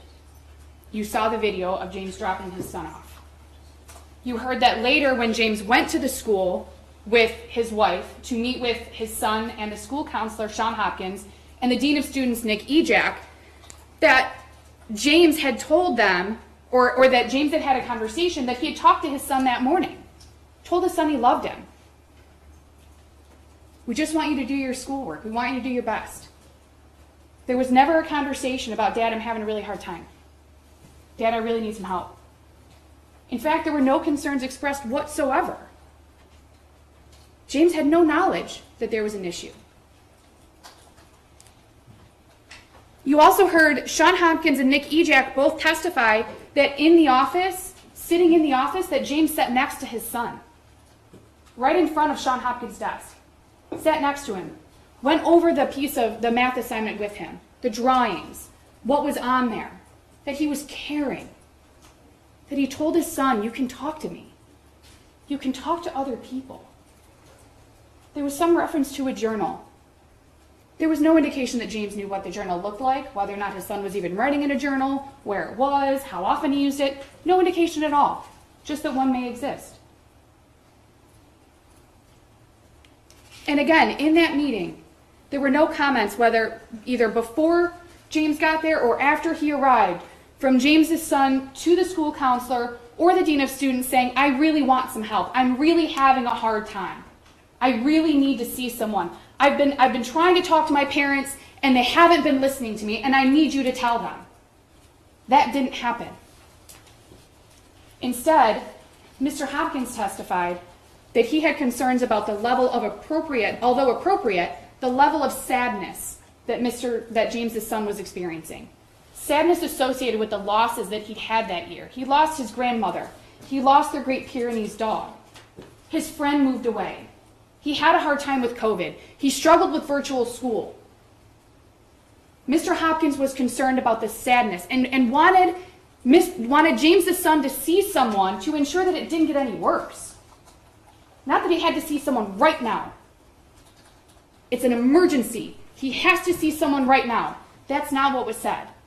In fact, if you recall Mr. Hopkins' testimony, and I believe Mr. Ejak said the same thing, that James and his wife were told that the school was going to follow up with them within 48 hours. Now, in Mr. Hopkins' head, he testified he was thinking it was going to be the next morning, but he told them 48 hours. You heard Mr. Hopkins testify that James's son said he wanted to stay in school. In fact, he even asked for his homework while sitting in the office waiting for his parents. He asked for them to go get his homework. So they went and got his backpack. They brought it back. He started working on schoolwork. His attendance wasn't bad. There's some question about whether or not he missed one or more days of school that year, but his attendance wasn't bad. His grades weren't terrible. They were average, according to Sean Hopkins.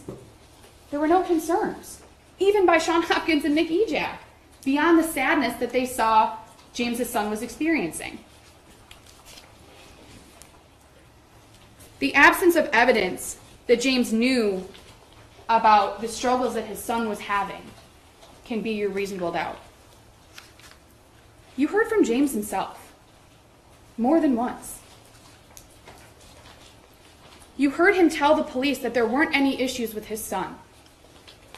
Within an hour of the shooting at Oxford High School, James was at the police station with his wife, interviewing with law enforcement, talking to them, saying, my son was a great kid. I think he used the word perfect. That his grades were mediocre, again, although Sean Hopkins said they were average. But that he'd never had any disciplinary issues. Sean Hopkins and Nick Ejak confirmed that. They had no disciplinary history with James's son. And even if you have a question about how great of a kid James thought his son was, Christy Gibson Marshall said the same thing to you. We'll talk a little bit more about that. But Christy Gibson Marshall also said that James's son was a good kid. Christy said that her testimony was that she was standing in the hallway. She had spotted the shooter coming down the hall with a firearm, with a gun in his hand. She saw that there was an injured student in the hallway. She walked up to the student, was standing next to it. You saw the video. She's standing next to the student who's injured on the floor. The shooter gets closer and she realizes that it's James's son. And her first thought was that it couldn't be right. With a gun in his hand and an injured student in front of her, smelling cap gun, she didn't think that was right. Even in those moments. Going back to Sean Hopkins and Nick Ejak, two people who met with and talked to James's son on November 30th of 2021, at one point for over an hour without James and his wife there. They talked about a variety of topics. This was 2 hours before the shooting began. They said that based on the explanations that they were given about the drawings on the math assignment, that they weren't concerned. Kids draw violent things. Kids draw guns and bullets. That the confirmation combined with the confirmation from James and his wife about what was going on in their son's life, in combination with the explanations that they were given by James and his wife's son, that they weren't concerned. There was an explanation about interest in video game design. They looked a little bit about video game design. Sean Hopkins and Nick Ejak weren't concerned on November 30th of 2021, 2 hours before the shooting started. Both Sean Hopkins and Nick Ejak told you that guns are not uncommon in homes in Oxford. It's a hunting community. That it's not uncommon for students to handle guns in their homes or to go to the shooting range. That they knew that James's son had gone to the shooting range the weekend before with his mom and that he had access to a firearm. They didn't ask any more about this, about access to a firearm or having a firearm in the home, because they weren't concerned that James's son was a danger to anyone. They weren't concerned. Sean Hopkins and Nick Ejak testified that they had concerns related to the effects of the losses that James's son had experienced in that year. There was testimony that James's son's level of sadness was appropriate given various factors, but that it wasn't concerning. They just wanted to address it to ensure it didn't get any worse, because they'd seen sadness get worse and have issues with other students, according to Sean Hopkins' testimony. We talked about Sean Hopkins and what he said about wanting James's son to see someone within 48 hours. You also heard testimony from Sean Hopkins and Nick Ejak that they believed that James and his wife were going to get their son help. That they had no reason to believe that they weren't going to. And if they did, they would have done things differently. If they had concerns that it had to happen right now, they would have done things differently. But they didn't. Sean Hopkins and Nick Ejak testified that they didn't ask if there were guns in the home. They didn't ask because they weren't concerned that James's son was a danger to anyone. Despite the information and the concerns that they had, they made decisions with the information that they had at the time and based on their education and training, which we can all probably agree a school counselor and a dean of students has more education and training than the average parent. And even with all of that and the experience with teenagers and what they had in front of him, they still didn't believe that there was a reason to be concerned that James's son was a danger to anyone.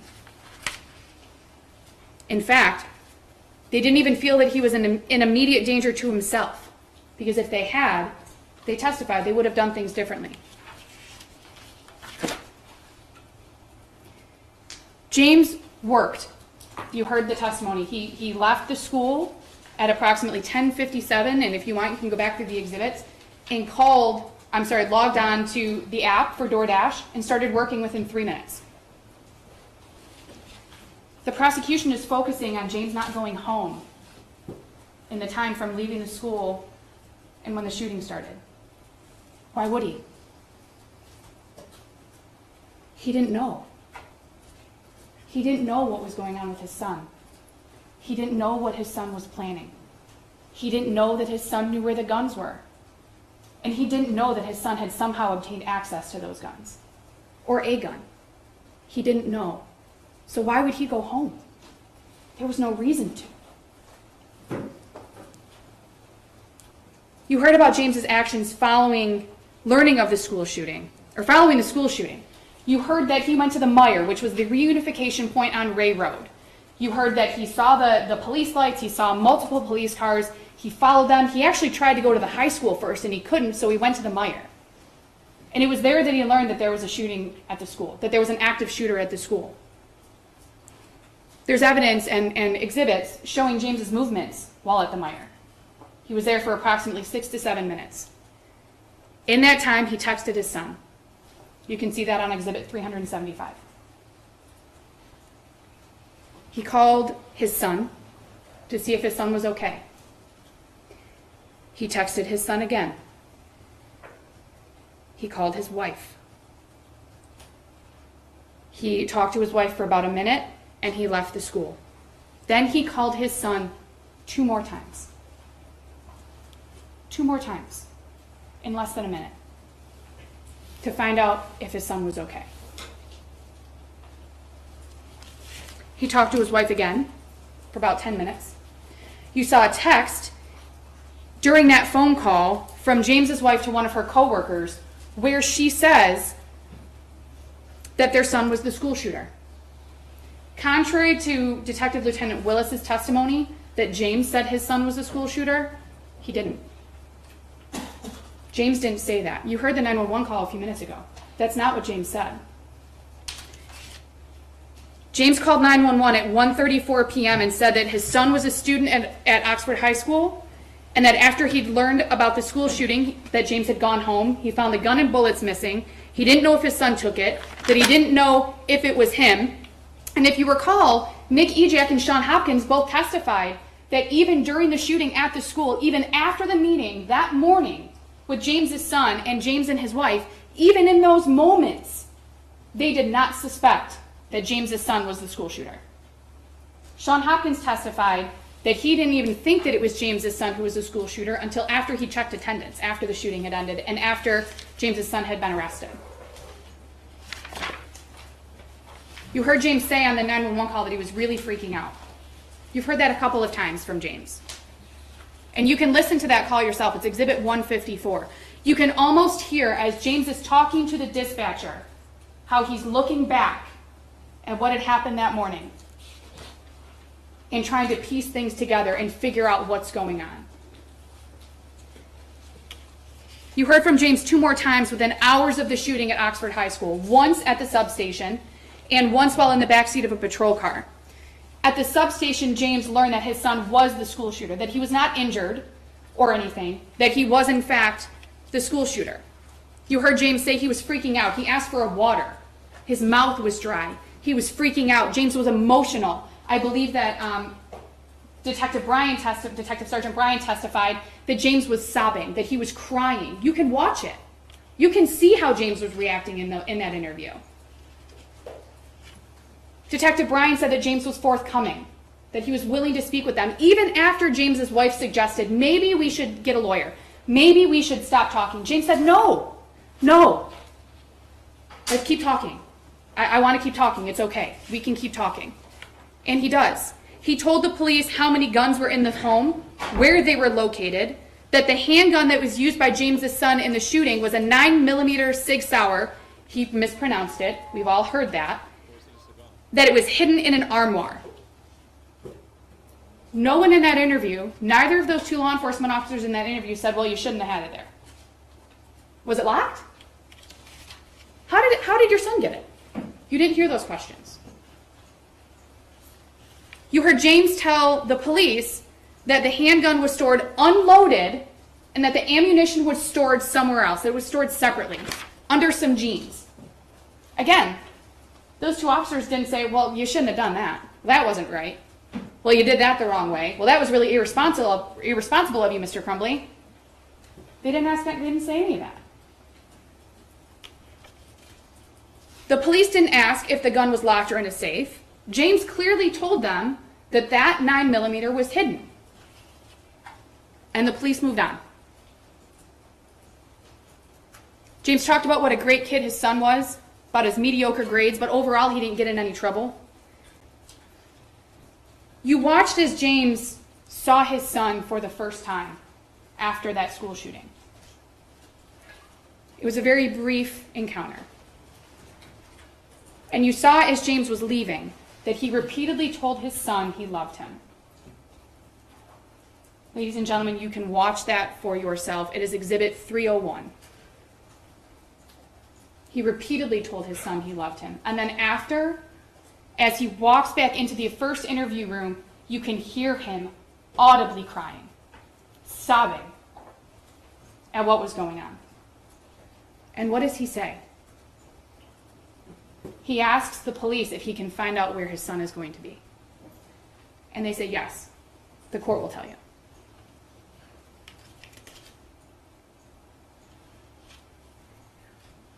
In that interview, you also heard James Crumbley say, I wish we had taken him home.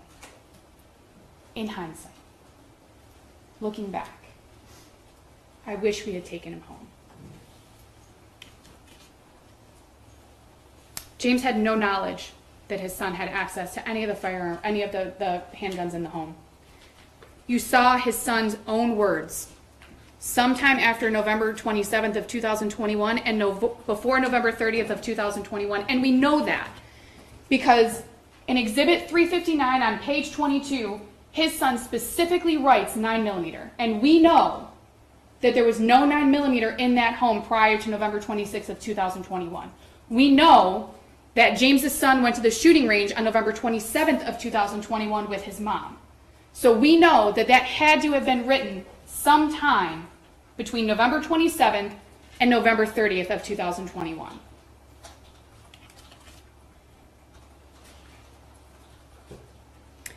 We talked quite a bit about this during jury selection. Most, if not all of you, agreed that there's a difference between having access and giving access. We talked about car examples. We talked about the responsibility in different scenarios, a parent's responsibility in different scenarios. This case is like the first car scenario, where the child takes the car without the parents knowing, takes it out and something happens. This is the first scenario. This isn't the second scenario, where the parents might have suspected that their child might do something. This wasn't the third scenario, where James knew his son was going to do something and just handed him whatever it was he was going to do it with and said, here, take it. This is the first scenario, where James Crumbley had no idea what his son was capable of. He had no idea what his son was planning, and he had absolutely no idea that his son had access to those firearms. Also, as an aside, if it really were his son's gun, why was it hidden in James's bedroom? If it really were, why was it hidden? Not only in the bedroom, but in a location that James's son was not aware of. Sometime before November 26th of 2021, James's son wrote this in that journal notebook that was found. Exhibit 359, page 15. We know that it was before November 26th of 2021 because of some of the other statements that are around that journal entry, which you can look at if you'd like, but they reference a 9mm and a .22 caliber. And we know that there was not a 9mm in the house before November 26th of 2021.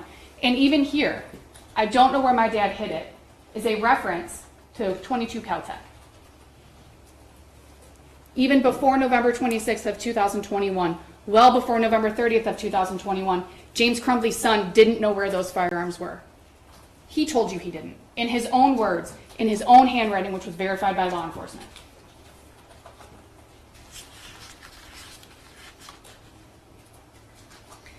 There's no evidence that James Crumbley had reason to believe his son would hurt anybody. I went over this a few minutes ago. Christy Gibson Marshall's testimony was that she had known James Crumbley and his son since approximately 4th grade. She told a story about James emailing her and asking about getting his son's report card or grades or something along those lines, and she responded and said, give him a hug for me. She testified about everything she saw, heard, and felt on November 30th of 2021. And as I said, she talked about seeing the shooter walking toward her with a gun in their hand. That as the shooter got closer, she recognized that it was James's son. And in those moments, she thought to herself, this can't be right. He's always been such a sweet kid. She was in such disbelief that was his son that she even tried to talk to him. As he's walking through the school with a firearm in his hand, she is trying to talk to him because she just can't believe that James's son was the shooter. And it was when he wouldn't respond that she realized it must be him.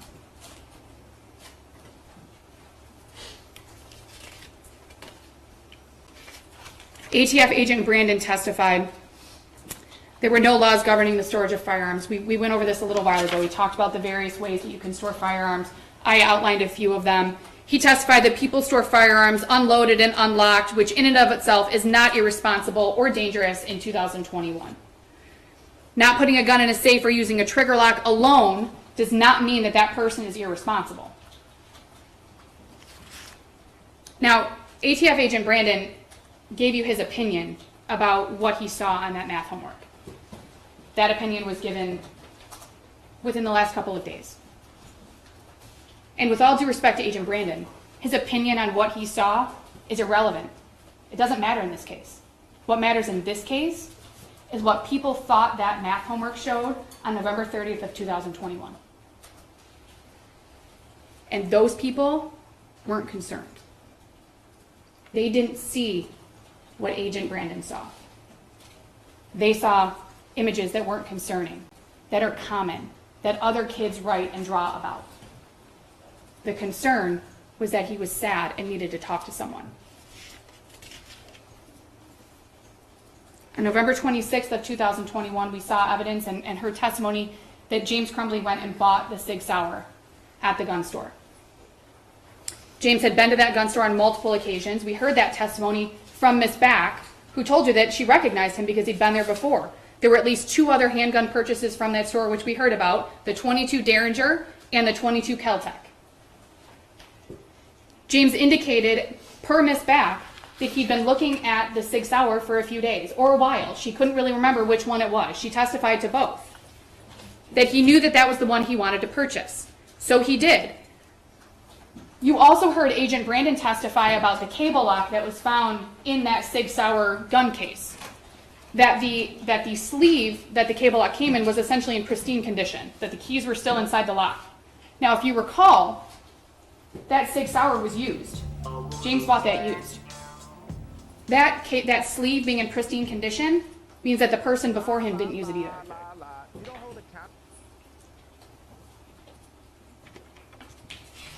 You also heard that James did not purchase ammunition on November 26th of 2021 or at any point prior to November 30th of 2021 for that 9mm. There were purchases for ammunition when he would go to the gun range for the .22s, but James didn't purchase 9mm ammunition before November 30th of 2021. Cammie Back told you that she had, that James didn't even talk to his son while they were standing there in the gun store. She didn't see any of that. She had no reason to believe that James was buying that gun for anyone but himself. And if she had, she couldn't have sold it. So obviously she didn't think that.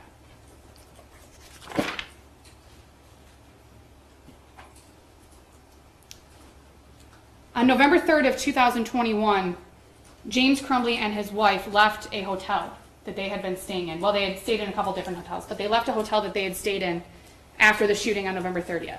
You heard some testimony, or you heard some information that their residence had been made public, or there was media there, or there were things going on, and you can imagine. I mean, you all can imagine what that was like in the days following the shooting at Oxford High School. You heard Agent Brandon testify today that James and his wife were in and out of that building throughout the day on December 3rd of 2021. You heard testimony yesterday from Detective Willis that they arrived at approximately 11 a.m. and that they were there for the day. They were obviously arrested later that night. But you heard testimony that Luke Kirtley saw at least James Crumbley. You heard that James and Jennifer had both gone in and out of the building. Jennifer is his wife, had both gone in and out of the building throughout the day, various times to smoke, walk out to the car. Sometimes one of them went, sometimes both of them went. December 3rd, 2021 was a Friday. It was a work day. They were in and out. You heard that there were at least 14 cigarette butts found near their vehicle.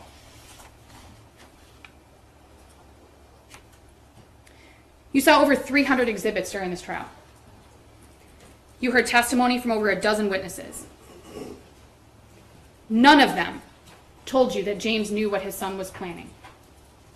None of them told you that James knew that his son was a danger to anyone. None of them told you that James knew that his son knew where those firearms were hidden. None of them told you that James knew that his son had somehow obtained access to the firearms that he had been hiding. None of them told you that. Because on November 30th of 2021, James Crumbley had no knowledge about any of that. He had no knowledge, and he had no reason to suspect what his son was planning to do later that morning on November 30th of 2021.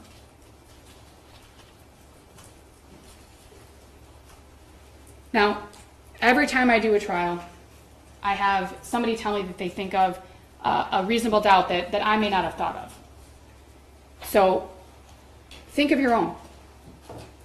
You don't have to agree with all of mine. You don't have to agree with any of mine. You can come up with your own reasonable doubt. Based on the evidence that you've seen, the testimony that you've heard, your collective memories, you can come up with your own. You're not limited to what I've come up with, and you can certainly reach your own reasonable doubt conclusions on your own. And as you deliberate, think about the things you did not hear during this trial. Think about the things that you were told you would hear during the opening statements, that you would hear how the shooter gained access to that gun. You didn't hear that. That you will hear from school officials regarding their concerns about the math worksheet. You heard that they were concerned about sadness, not about danger to others. That you will hear that the need for immediate parental intervention was necessary. You didn't hear that. In fact, you heard the opposite. You heard that Sean Hopkins said that James and his wife, that they wanted James and his wife to have their son talk to someone or to at least make arrangements within 48 hours. No one testified that immediate parental intervention was necessary on November 30th of 2021 during the meeting with Sean Hopkins and Nick Ejak. No one testified that there was a need for immediate intervention of any kind, discipline, mental health, or otherwise. You did not hear testimony detailing how the shooter obtained access to the 6 hour. You just saw in his journal that he said he had access, but you don't know how that happened. No one testified that the shooter knew that there was any sort of code to open the gun safe. There's been some talk about the code that was used on the gun safe with the Keltec and the 6 hour. There was no testimony that the shooter even knew about that code or what it was. You did not hear any mutual concern for the shooter's well-being from his best friend's dad, who you saw text with between James and his friend's dad, who obviously has experience with mental health with his own child, from what you can see in the texts. And even that man didn't express any concern for James's son. In fact, on November 30th of 2021, he texted James, said, "I hope everyone's okay."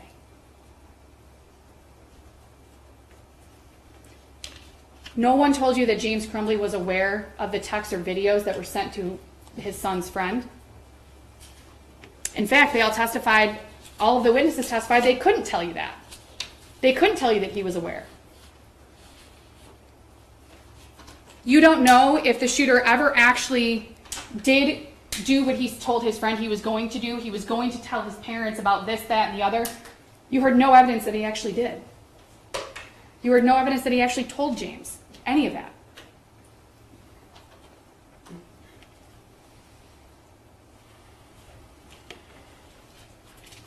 And when you go back for deliberations, think about everything that James Crumbley did not know. He did not know he had to protect others from his son. He did not know he wasn't exercising ordinary care in the way he was storing his firearm because he didn't know that his son was planning what he was planning. He did not know that it was reasonably foreseeable that his son would commit these offenses. He had taught his son firearm safety. He had taught his son to be familiar with those firearms because they were in the house. He had no idea what his son was planning to do. In fact, no one that interacted with James Crumbley's son on November 30th of 2021 knew what was going to happen a short time later. No one.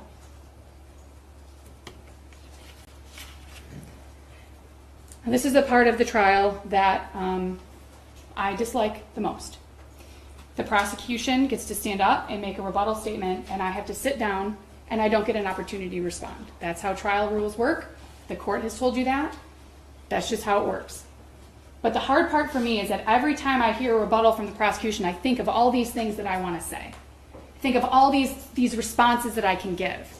So what I'm going to ask you to do, we've gotten to know each other over the last couple of weeks. You've seen how I am in court. You've heard the questions that I ask. So when you go back to deliberate, think to yourselves, what would Marielle say? What would she say about this? What would she say about that? Because unfortunately, I can't tell you.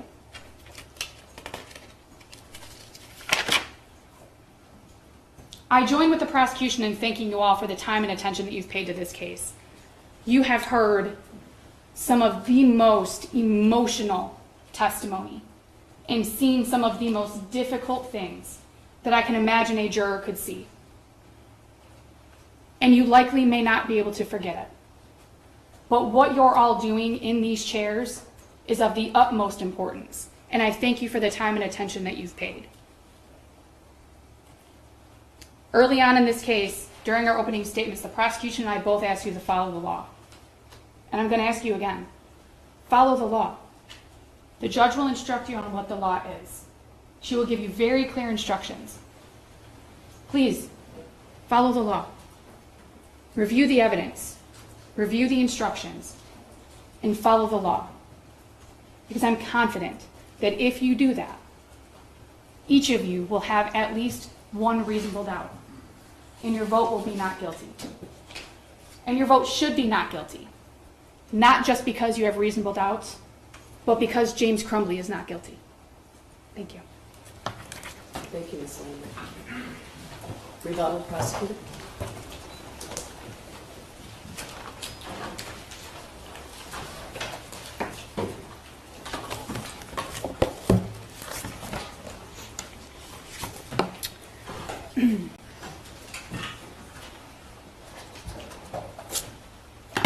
You know what my least favorite part of the trial is? It isn't listening to the defense argue that her client is not guilty. She has a right to do that. It isn't even listening to what I believe, and I'm going to tell you what I think is inaccurate. My least favorite part of the trial is that even where we're standing here and our criminal justice system provides for justice for victims, and my job is to advocate for them, and I'm standing up here and I'm doing that. I've been doing that all week and several weeks before, and I'll keep doing it. You know what my least favorite part is? It doesn't take away any of the suffering. It doesn't take it away. So, don't deliver a verdict thinking that it will, because it doesn't. Your job is to follow the law and use your common sense when you consider the evidence. I embrace the high burden of beyond a reasonable doubt. I believe in it wholeheartedly, devoted my whole life to it. I embrace it. It's what we use for every prosecution in this country, every single day of every year, for decades and decades and decades. That's the burden we have. And it is not, despite what the argument is always, any possible doubt. You have to be 100% sure. If you're 100% sure, we probably don't need criminal trials. And you can't be. We can't be. That doesn't make any sense, does it?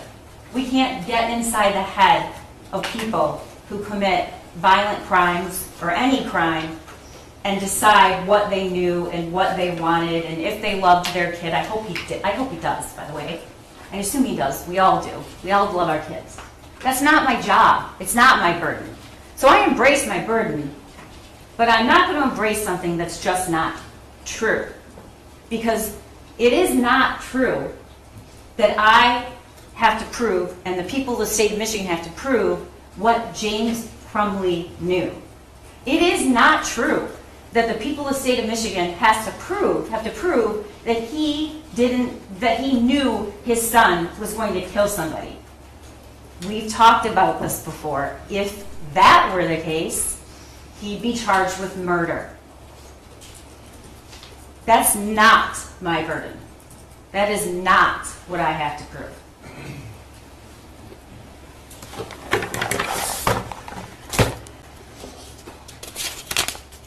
The judge is going to instruct you what burden. It's a reasonable burden, and it's as to the elements that I have to prove. Only the elements. Beyond a reasonable doubt, using your common sense and your reason. The elements, and what are the elements? You're not going to hear that the elements of this crime are that I have to prove what he knew, what he actually knew. That's not the law, ladies and gentlemen. That is not the law. The law is I have to prove beyond a reasonable doubt what a reasonable person would do using ordinary care. That's what I have to prove.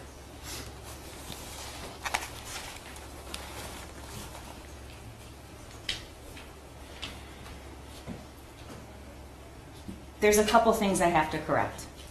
The questions defense counsel asks witnesses are not evidence. It's the answers that are evidence, and you have to decide whether that's credible. But Special Agent Brandon did not testify that it was safe.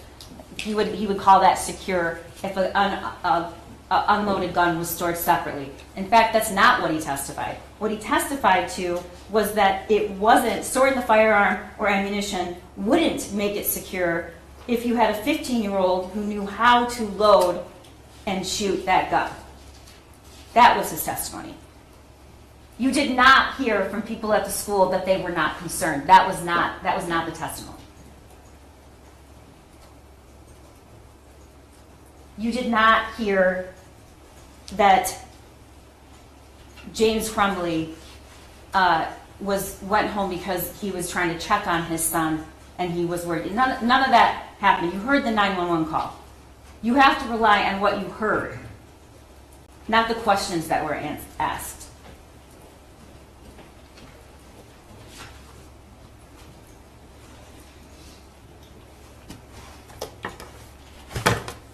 Defense counsel put up a statement from the Journal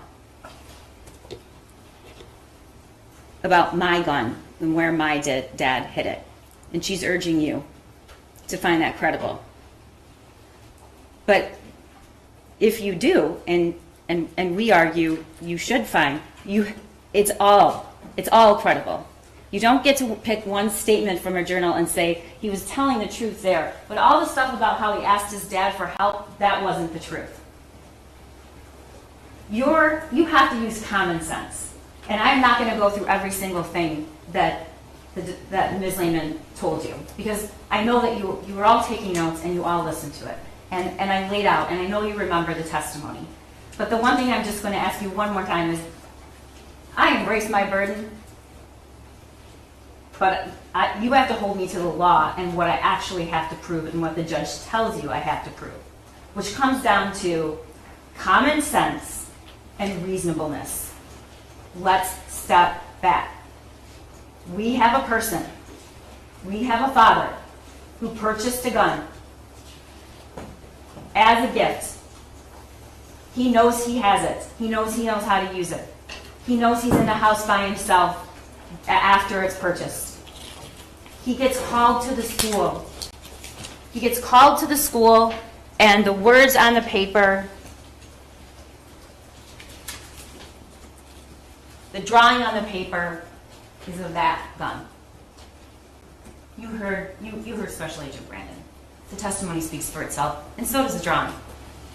He saw the words, blood everywhere. He saw the image on the paper with the bullets and the person bleeding. He understands exactly, because the image is there and you saw it, that's exactly where those bullets landed. The thoughts won't stop. Help me. I want help, but my parents don't listen to me, so I can't get any help. And then that day, just hours before, help me. Use common sense. It doesn't make any sense to stand here and say someone had no idea that he needed help when he saw on the page, help me. It doesn't make any sense, because any reasonable person, which is the standard you have to use, using ordinary care, would know that, because it actually says, help me. The world is dead. My life is useless. Those messages you saw, that's exactly what he thought. We know what was going on because of the messages in this journal. And then we know there was a cable out. You did not hear any testimony about who owned that gun and whether that lock was used or another lock was used. But you do know that whoever purchased that gun had to be 21 years old. You do know that. We've been telling you since this case started, it would take tragically small things to prevent these deaths. And you're hearing a lot about how to store a weapon. And the truth is, this has nothing to do with a safe storage lock, and you don't have to lock a weapon up to make it secure. There's lots of ways to make it secure. But what isn't secure is leaving it around, which we know he did with his other weapon, leaving it around. My dad left it out, LOL. I thought, why not? Loaded, knowing that your ammo is right there. We know that is not secure. But let's talk about one of the ways that we can prevent access to minors. This is the murder weapon. This is the gun. We know we presented evidence of this. I'm going to put it right on the table. This is a cable lock. This little piece of cord. This is me inserting the cable lock.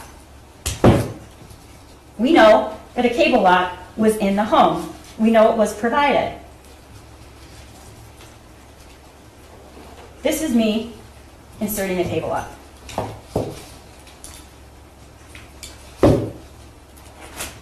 That takes less than 10 seconds. Takes less than 10 seconds. 10 seconds. You don't have to go find it. You don't have to go buy it. It was provided. It was right there. You just watched me do it. 10 seconds of the easiest, simplest thing. One of which, by the way, not the only way. Locking was not the only way to prevent this, but it was one way, and it took less than 10 seconds.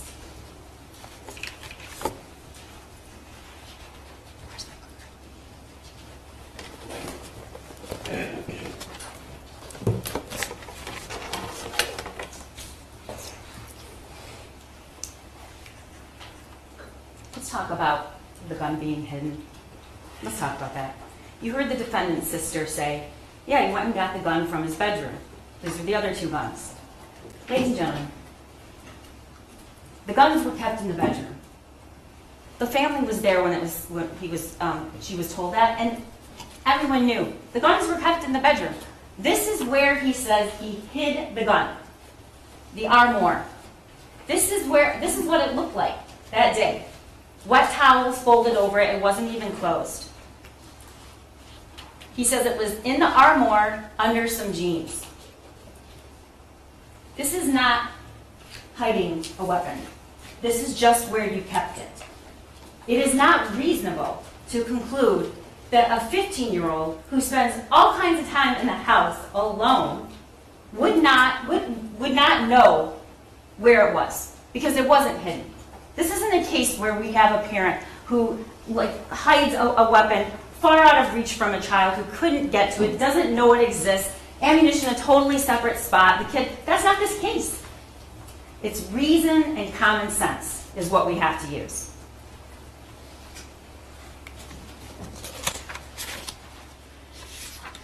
We know that James Crumbley went home and looked for a gun when he heard there was an active shooter. And we know he referenced there was that meeting at the school. That's foreseeability, and that's a person who suspects their own son. And that is what I have to prove. Foreseeability to an ordinary, a reasonable person using ordinary care. This case is not a statement about guns. It's not a statement about parental responsibility. It's not about kids doing kids things. The kids on November 30th in that building were doing kids things. Hannah, Madison, Tate, Justin, they were going to class. They were talking to their friends. They were dancing in the hallway. Those are kid things. Parenting is the hardest job that we'll ever do. The hardest job, and one of the most important ones, but it's exhilarating and joyful and the best experience of our lives. We look at our kids when they're born and we see hope. But they can break your heart. They're supposed to. They have to leave someday. They don't come with a set of instructions. I'm not here to tell you that this case is about somebody who didn't follow the instructions to be a perfect parent. But we do have a guide. We do have a basic standard for ordinary care. We all have doubts about our kids. We all worry every minute of every day that they're going to do something or something's going to happen to them, and then it might be because of something we did or we didn't do. We are not responsible for everything our kids do. This prosecution in this case is not inconsistent with that. It just isn't. This is a very egregious and rare set of facts. We do have a measuring stick, ladies and gentlemen, and it's the law. And it requires us to use ordinary care. And there is a consequence if we don't. In a very limited way that the law allows a parent to be charged.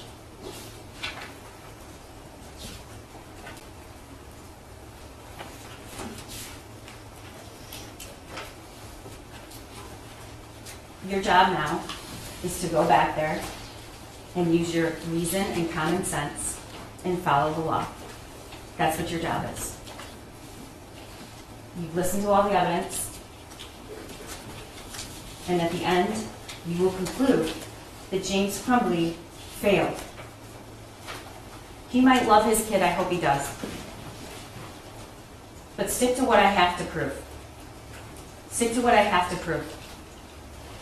And remember that he didn't just fail in his duty to his son. He failed in his duty to protect Hannah and Justin and Madison and Tate. And I don't say their names to evoke sympathy. I say their names because they matter. They matter. And that is why we are here. We are absolutely here about what happened in that school that day, because if James Crumbley had done even the smallest of things, like the 10-second cable lot, or gone home, or took responsibility for his kid who was in trouble, those kids wouldn't have been shot and killed in that school on that day.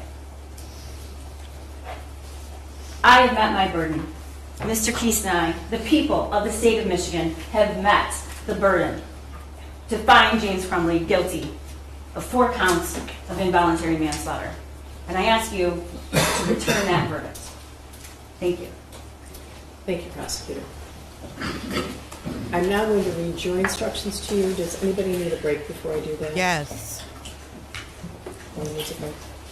They don't. You're going to get a copy of these Going jury strong, instructions jurors. in the jury room. Here we go with All the right? instructions. Members of the jury, evidence and arguments in this case are finished. I'll now instruct you on the law. That is, I'll explain the law that applies to this case.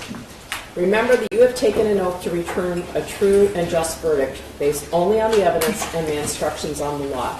You must not let sympathy, bias, or prejudice influence your decision. You must avoid reaching conclusions that may have been unintentionally influenced by stereotypes. You must reach your own conclusions about this case individually, but you should do so only after listening to and considering the opinions of the other jurors who may have different backgrounds and perspectives from yours. As jurors, you must decide what the facts of this case are. This is your job and nobody else's. You must think about all the evidence and then decide what each piece of evidence means and how important you think it is. This includes whether you believe what each of the witnesses said. What you decide about any facts in this case is final. It's my duty to instruct you on the law. You must take the law as I give it to you. If a lawyer says something different about the law, follow what I say. At various times, I've already given you some instructions about the law. You must take all of my instructions as the law you are to follow. You should not pay attention to some instructions and ignore others.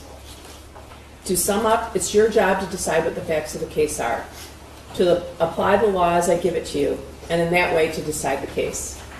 A person accused of a crime is presumed to be innocent. This means that you must start with the presumption that the defendant is innocent.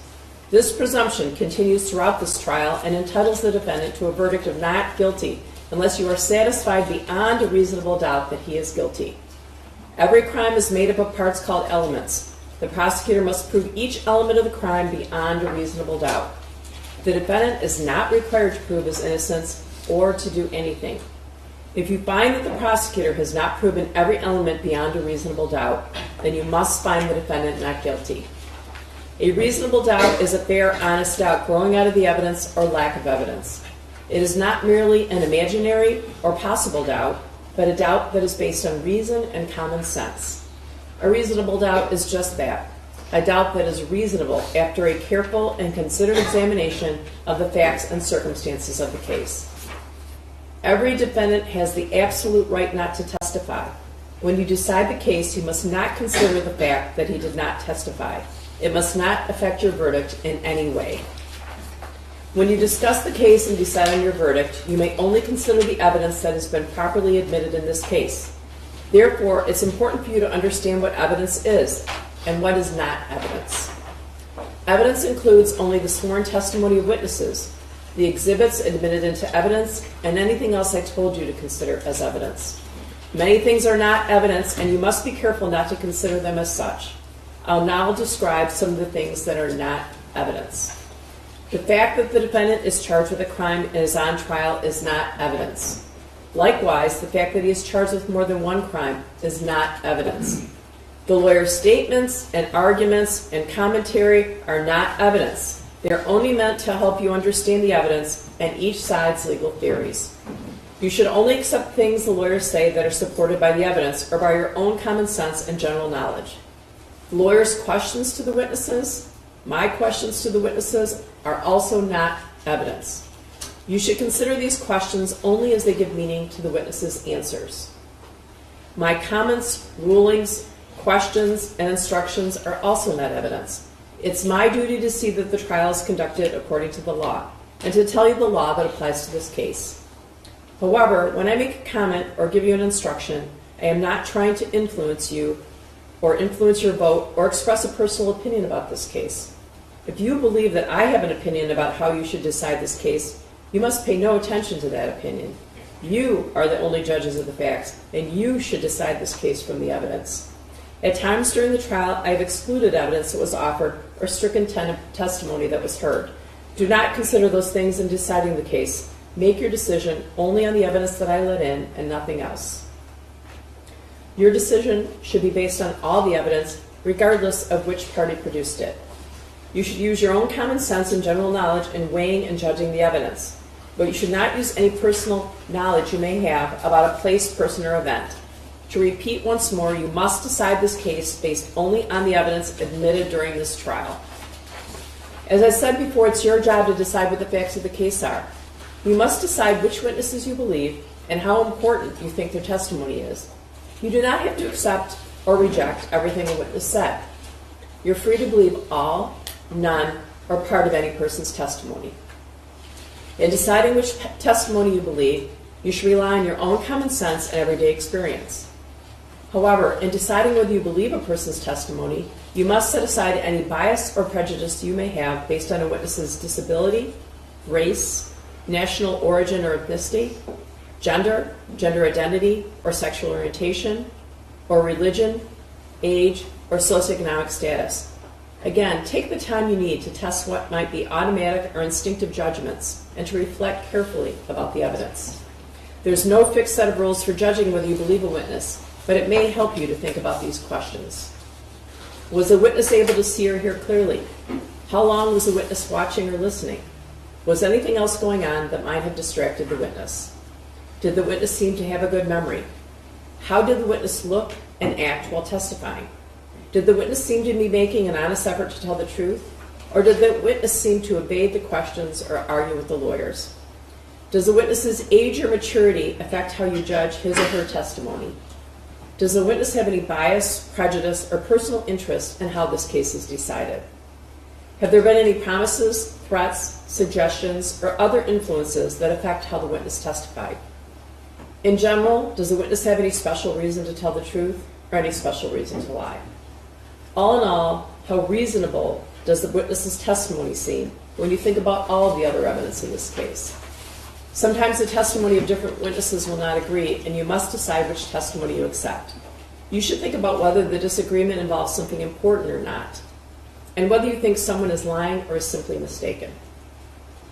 People see and hear things differently, And witnesses may testify honestly, but simply be wrong about what they saw, what they thought they saw, or remembered. It is also a good idea to think about which testimony agrees best with the other evidence of the case. However, you may conclude that a witness deliberately lied about something that's important to how you decide this case. If so, you may choose not to accept anything that witness said. On the other hand, if you think the witness lied about some things but told the truth about others, you may simply accept the part you think is true and ignore the rest. James Robert Crumbley and Jennifer Lynn Crumbley are both on trial in separate cases. The fact that they are both charged is not evidence that either one is guilty. You should only consider the evidence presented in this case. Each defendant is entitled to have his or her case decided on the evidence and the law that applies to him or her.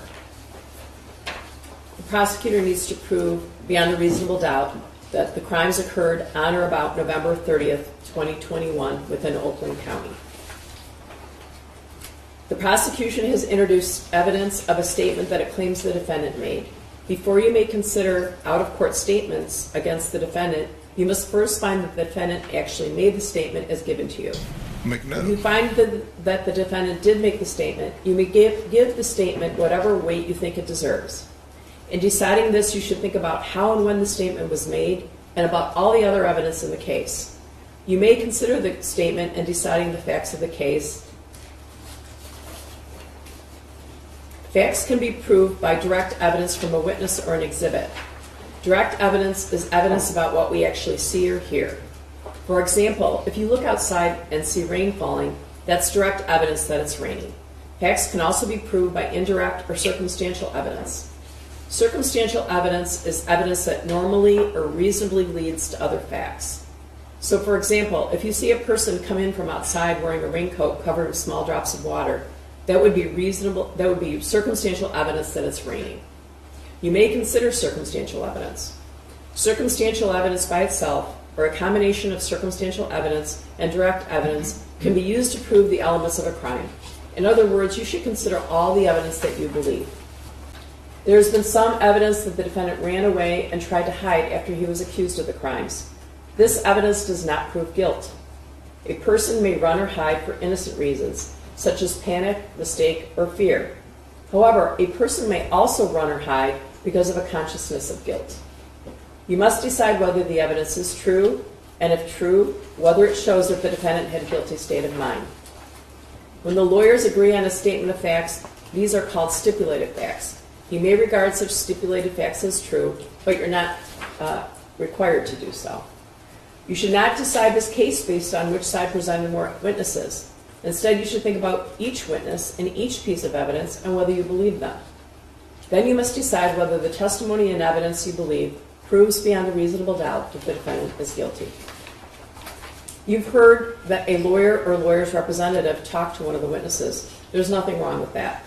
A lawyer or a lawyer's representative may talk to a witness to find out what the witness knows about the case and what the witness's testimony will be. You've heard testimony from witnesses Detective Edward Rogowski, who has given you his opinion as an expert in the field of forensic cell phone analysis. Experts are allowed to give opinions in court about the matters they are experts on. However, you do not have to believe an expert's opinion. Instead, you should decide whether you believe it and how important you think it is. When you decide whether you believe an expert's opinion, think carefully about the reasons and facts they give for their opinion and whether these facts are true. You should also not think about the expert's qualifications and whether their opinion makes sense when you think about the other evidence in the case. You've heard testimony from witnesses who are police officers. That testimony is to be judged by the same standard you use to evaluate the testimony of any other witness.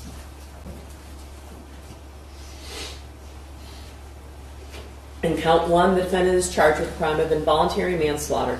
To prove this charge, the prosecutor must prove each of the following elements beyond a reasonable doubt. First, that the defendant caused the death of Madison Baldwin. That is, Madison Baldwin died as a result of storing a firearm and its ammunition so as to allow access to the firearm and the ammunition by his minor child. Second, in doing the act that caused Madison Baldwin's death, the defendant acted in a grossly negligent manner. In count two, the defendant is charged with the crime of involuntary manslaughter. To prove this charge, the prosecutor must prove each of the following elements beyond a reasonable doubt. First, that the defendant caused the death of Tate Meir. That is, that Tate Meir died as a result of storing a firearm and its ammunition so as to allow access to the firearm and ammunition by his minor child.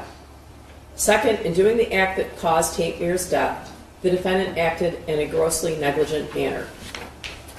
In count 3, the defendant is charged with the crime of involuntary manslaughter. To prove this charge, the prosecutor must prove each of the following elements beyond a reasonable doubt. First, that the defendant caused the death of Hannah St. Juliana. That is, that Hannah St. Juliana died as a result of storing a firearm and its ammunition so as to allow access to the firearm and ammunition by his minor child. Second, in doing the act that caused Hannah St. Juliana's death, the defendant acted in a grossly negligent manner. In count 4, the defendant is charged with the crime of involuntary manslaughter. To prove this charge, the prosecutor must prove each of the following elements beyond a reasonable doubt. First, that the defendant caused the death of Justin Schilling. That is, that Justin Schilling died as a result of storing a firearm and its ammunition so as to allow access to the firearm and ammunition by his minor child.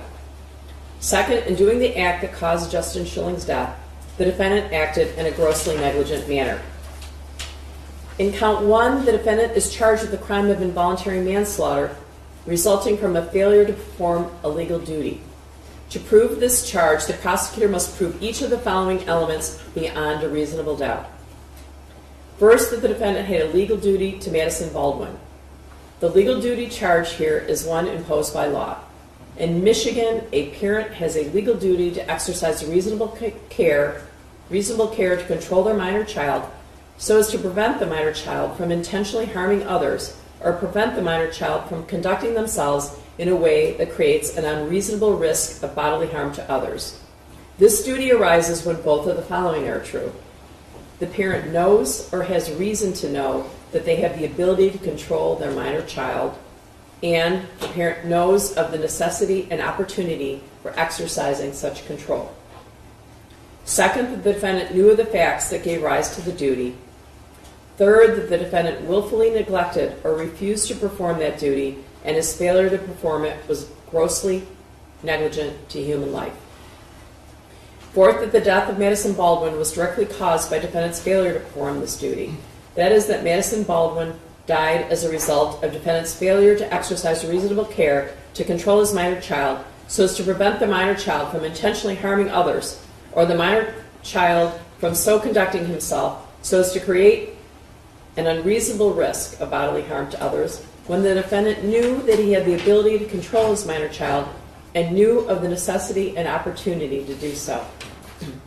In count 2, the defendant is charged with the crime of involuntary manslaughter resulting from a failure to perform a legal duty. To prove this charge, the prosecutor must prove each of the following elements beyond a reasonable doubt. First, the defendant had a legal duty to Tate Meir. The legal duty charged here is one imposed by law. In Michigan, a parent has a legal duty to exercise reasonable care to control their minor child so as to prevent the minor child from intentionally harming others or prevent the minor child from conducting themselves in a way that causes an unreasonable risk of bodily harm to others. This duty arises when both of the following are true. The parent knows or has reason to know that they have the ability to control their minor child, and the parent knows of the necessity and opportunity for exercising such control. Second, that the defendant knew the facts that gave rise to the duty. Third, that the defendant willfully neglected or refused to perform that duty, and his failure to perform it was grossly negligent to human life. Fourth, that the death of Tate Meir was directly caused by defendant's failure to perform this duty.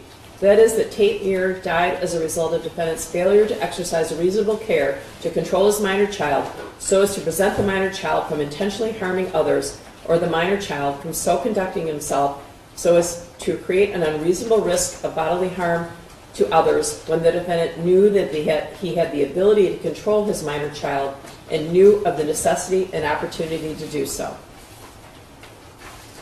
In count 3, the defendant is charged with the crime of involuntary manslaughter resulting from a failure to perform a legal duty. To prove this charge, the prosecutor must prove each of the following elements beyond a reasonable doubt. First, that the defendant had a legal duty to Hannah St. Juliana. This legal duty charged here is one imposed by law. In Michigan, a parent has a legal duty to exercise reasonable care to control their minor child so as to prevent the minor child from intentionally harming others or prevent the minor child from conducting themselves in a way that creates an unreasonable risk of bodily harm to others. This duty arises when both of the following are true. The parent knows or has reason to know that they have the ability to control their minor child, and the parent knows of the necessity and opportunity for exercising such control. Second, that the defendant knew the facts that gave rise to the duty. Third, that the defendant willfully neglected or refused to perform that duty, and his failure to perform it was grossly negligent to human life. Fourth, that the death of Hannah St. Juliana was directly caused by defendant's failure to perform this duty. That is, that Hannah St. Juliana died as a result of defendant's failure to exercise reasonable care to control his minor child so as to prevent the minor child from intentionally harming others or the minor child from so conducting himself so as to create an unreasonable risk of bodily harm to others when the defendant knew he had the ability to control his minor child and knew of the necessity and opportunity to do so. In count 4, the defendant is charged with the crime of involuntary manslaughter resulting from a failure to perform a legal duty. To prove this charge, the prosecutor must prove each of the following elements beyond a reasonable doubt. First, that the defendant had a legal duty to Justin Schilling. The legal duty charged here is one imposed by law. In Michigan, a parent has a legal duty to exercise reasonable care to control their minor child so as to prevent the minor child from intentionally harming others or prevent the minor child from conducting themselves in a way that creates an unreasonable risk of bodily harm to others. This duty arises when both of the following are true. The parent knows or has reason to know that they have the ability to control their minor child, and the parent knows of the necessity and opportunity for exercising such control. Second, that the defendant knew of the facts that gave rise to the duty.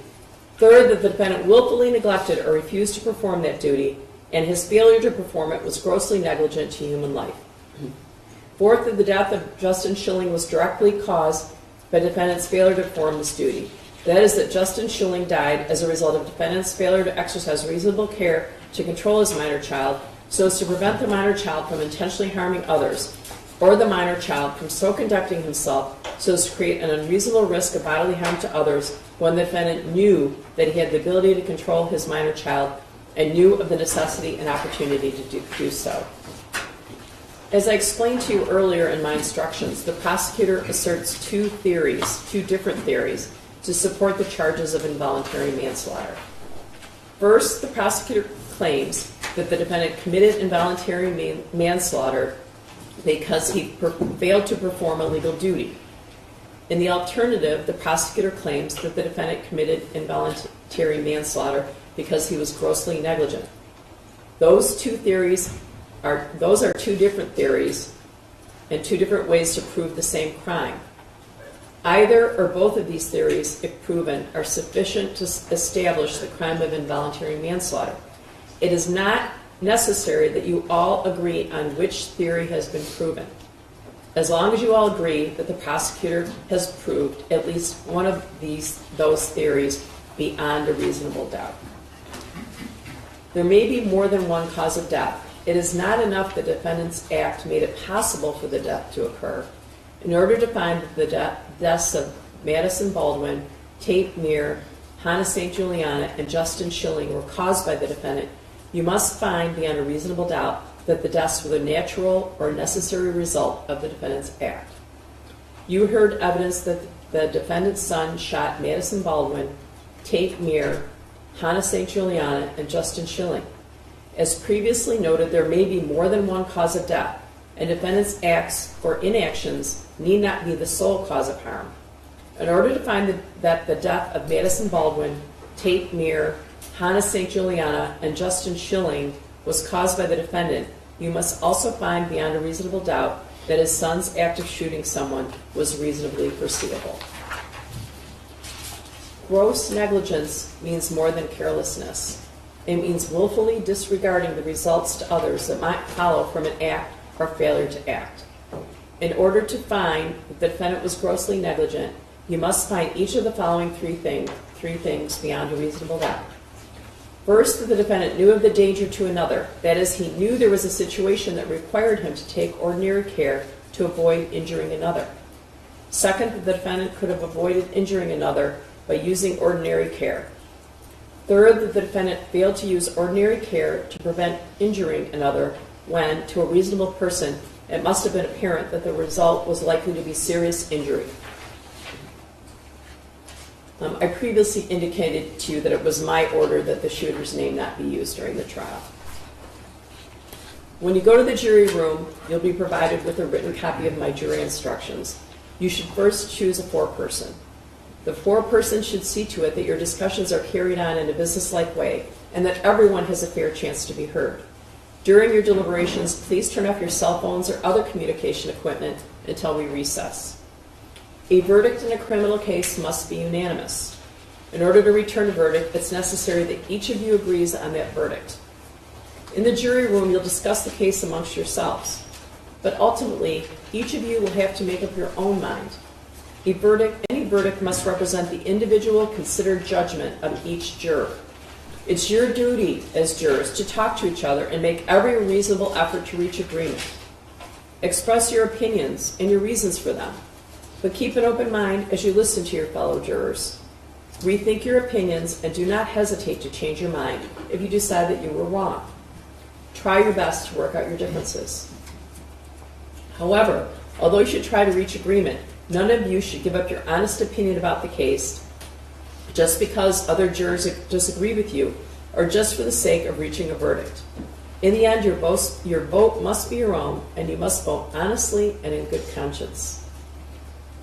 If you have any questions about the jury instructions before you begin deliberations, or questions about the instructions that arise during deliberations, you should write a note, and you can give that note to my clerk. Possible penalty should not influence your decision. If you find the defendant guilty, it is my duty to fix the penalty within the limits provided by law. If you want to communicate with me while you're in the jury room, please have your foreperson write a note and give it to my clerk. It's not proper for you to talk directly with me, the lawyers, court officers, or other people involved in the case. As you discuss the case, you must not let anyone, even me, know how your voting stands. Therefore, until you return with a unanimous verdict, do not reveal this to anyone outside the jury room. We're going to send, you can take your notes with you, and we're going to send the exhibits in with you. I think some of them might require a computer. We'll give you that as well. If you, so we're going to send all the exhibits in. This is also when I like to tell you that you can rehear, we can replay testimony, but I think I told you this in the beginning of the trial. Exhibit E. If you want to rehear someone's testimony, you have to rehear the entire testimony, all of the questions from both sides. That's the only way that it's fair, all right? But we can replay that in the jury room. As you discuss the case, you should think about all of my instructions together as the law you are to follow. The defendant is charged with 4 counts of involuntary manslaughter. These are separate counts, and the prosecutor is charging that the defendant committed all of them. You must consider each count separately in light of all the evidence in the case. You may find the defendant guilty of all or any one of these counts or not guilty. I've prepared a verdict form. It's pretty self-explanatory. It lists each of the counts, and this should be filled out by your foreperson. Count 1 is involuntary manslaughter as to Madison Baldwin. You can either check the box not guilty or guilty of involuntary manslaughter as to Madison Baldwin. As to count 2, involuntary manslaughter as to Tate Meir, not guilty, or guilty of involuntary manslaughter as to Tate Meir. Count 3, involuntary manslaughter as to Hannah St. Juliana. You can either check not guilty or guilty of involuntary manslaughter as to Hannah St. Juliana. Count 4, involuntary manslaughter as to Justin Schilling. You can either check not guilty or guilty of involuntary manslaughter as to Justin Schilling. Then your foreperson should sign that. All right? I know you've been in 2 different jury rooms, so probably some of you, the first 8 of you, don't know the others. This is going to be kind of like on the show Survivor when they have the merging of the tribes, right? So we're going to put you all in one jury room. We had you in separate jury rooms just because it's much more comfortable, all right? We appreciate that you were all here the entire time. Jurors have different feelings when they're excluded from deliberations. Some people are happy, some people are not happy. I can tell you a lot of stories about, life happens, so all of your service is important. This is obviously very important and very stressful to both sides, and we couldn't conduct this jury trial without you. So we are going to exclude 3 jurors by blind draw. Okay?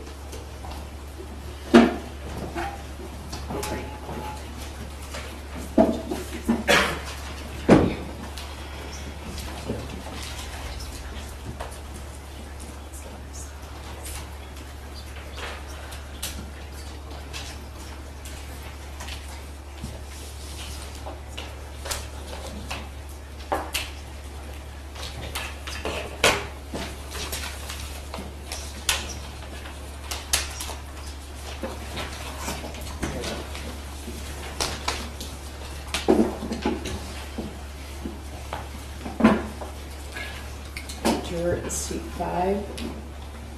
Juror in seat 5, you are in my jury room, I believe. Do you have any personal belongings? Okay, I'm going to ask you and the other 2 jurors that we're excluding to get your personal belongings and come back in here, all right?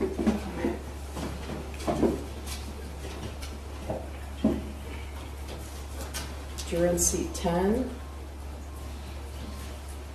Your juror in seat 10, you are in Judge Anderson's jury room, the second jury room. Do you have personal belongings in there? Okay. And juror in seat 15, yeah, all right? All right, actually, why don't I ask the 3 of you to get your personal belongings from the jury rooms and then go with Ms. Nella to my chambers, all right? So you'll go to the jury room that your belongings are in and come out into the hallway, and Miss Nella will escort you into my chambers. All right? All right.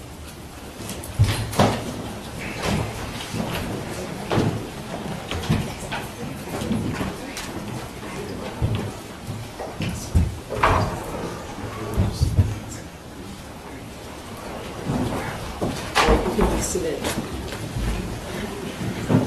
Okay, so do some of the jurors here, anyone 9 through 15, do you have anything in Judge Anderson's jury room? Okay, I'm gonna let these 3 jurors go into my chambers, and then anyone 9 through 15, if you have something in Judge Anderson's jury room, then you're going to go to my jury room. All right? Okay. So I'm going to give them a few minutes. Also, after you go back there, I'm going to ask you to wait a few minutes before you start deliberating. I want to consult with the lawyers to make sure the jury instructions are correct. Sometimes things are left out or there's mistakes, so I just want to make sure. I also want you to know that we're now on your schedule, so what you say goes. If you take a 5-minute break, an hour-long break, whatever you do, we will be waiting for you. There's potentially an opportunity to go later tonight if you want to do that. I want to encourage you to take your time.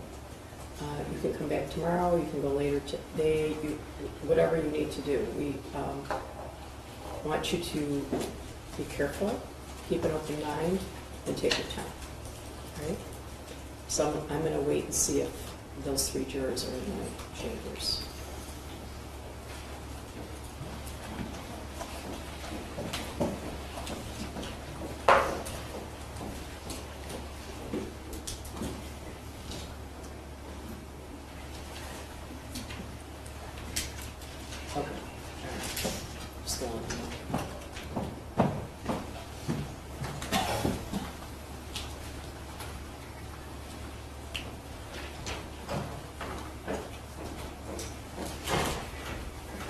It's hot in here, right?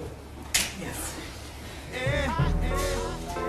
So hot in here.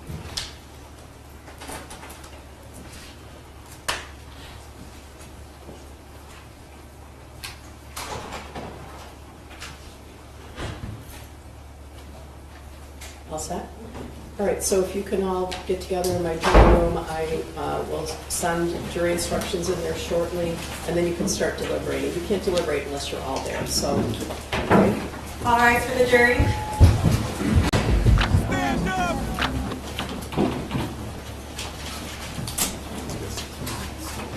Oh, sorry.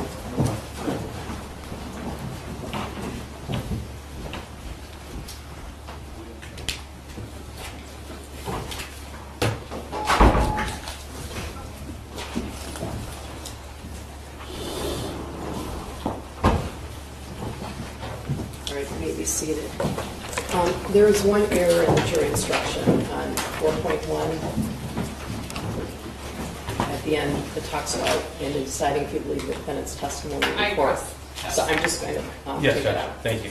All right, anything else about the jury instruction? Nothing other than that, Judge. Nothing, Your Honor. All right.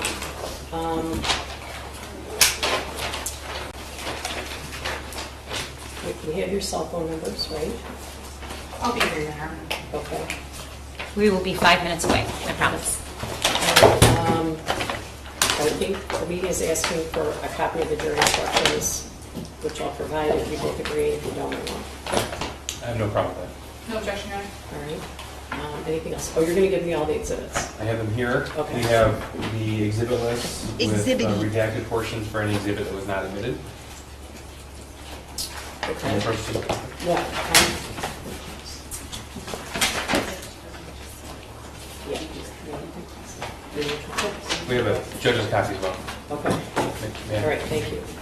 Yeah, thank you. Anything else about that?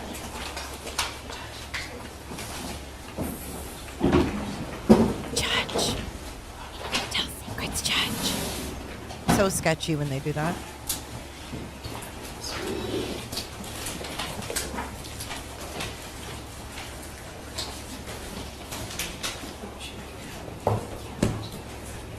All right, so aside from that correction 4.1, you agree with the jury instructions? People do, Judge. You're okay if I send the exhibits in and they are going to start deliberating? Yes, Your Honor. Thank you. Okay.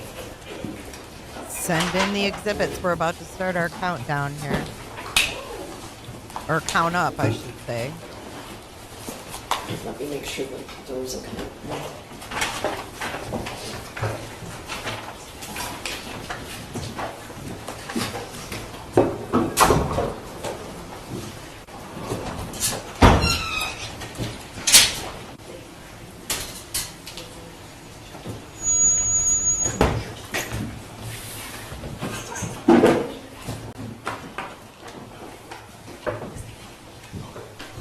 Ms. Williams, the updated exhibit list has been emailed to you, Yes. so let's be pretty. Okay, thank you.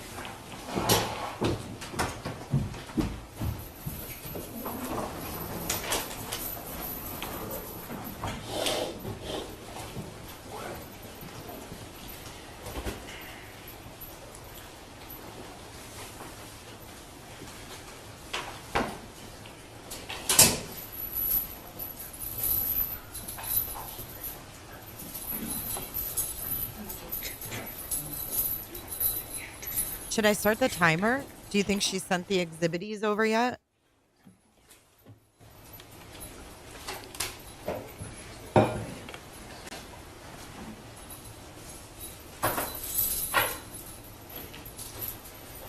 Yeah, we'll be told.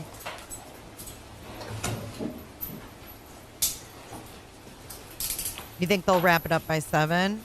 Huh?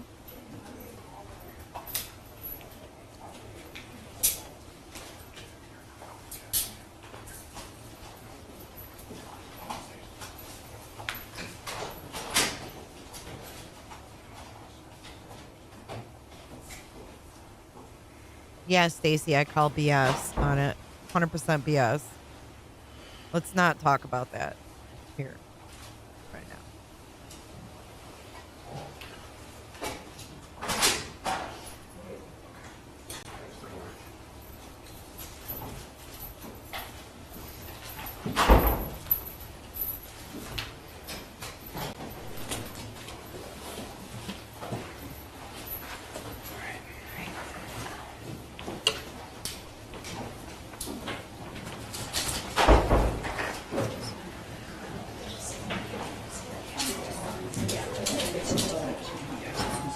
I guess the clock starts now.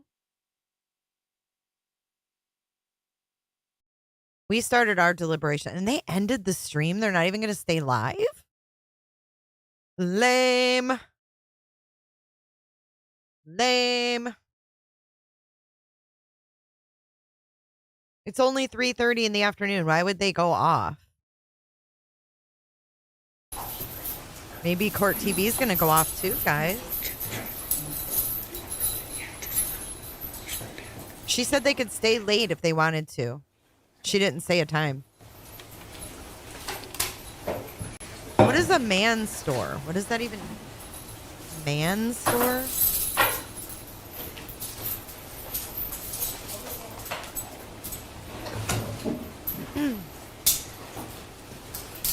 Oh yeah, Court TV. We will be ending the stream. Hold on, let me see what they're doing over here.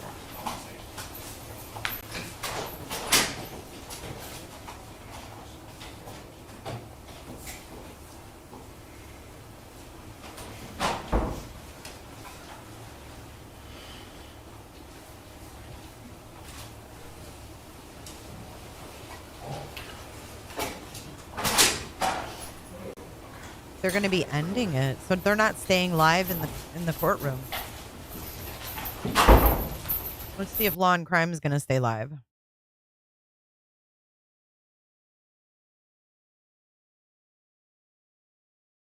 They're going to stay live. Okay. They have the local time up there. Let's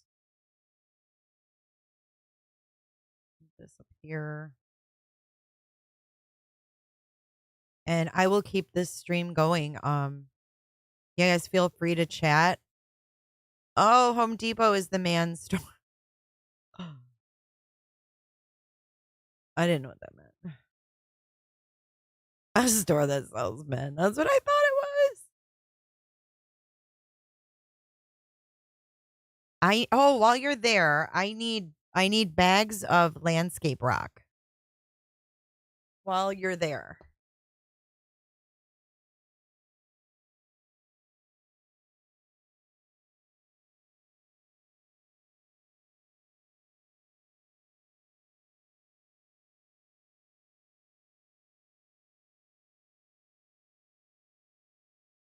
True Crime's like, do they sell men there?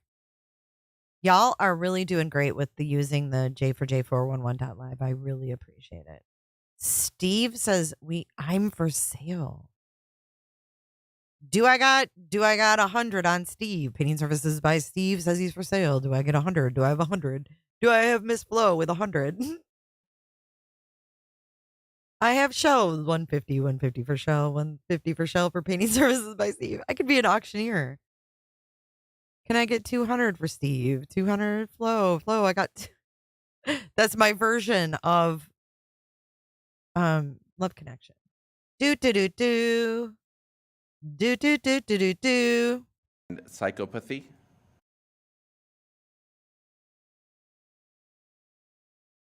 I just got done weeding all of my gardens and I need more rock. So I did the front. So I'm doing it like I have little pebbles, like pea gravel type, not gravel, but pea.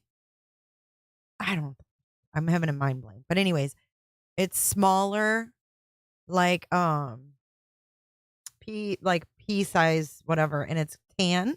And then I have red lava rock. No, I don't want any lime. Oh, I got 200. I got 200 for Painting Services by Steve. Jessica Nasuti has 200 on Steve. Can I get 250 on Steve? Steve, Painting Services by Steve. He's a contractor. He knows how to paint. Can I get 250 on Steve?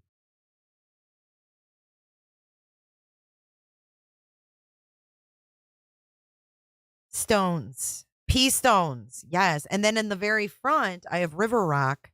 You know the bigger one? Diana. You know the bigger ones? I have those in the front. I love yard work. I really do. It's like my outlet. Like I clear my head when I do yard work. I just get in my zone.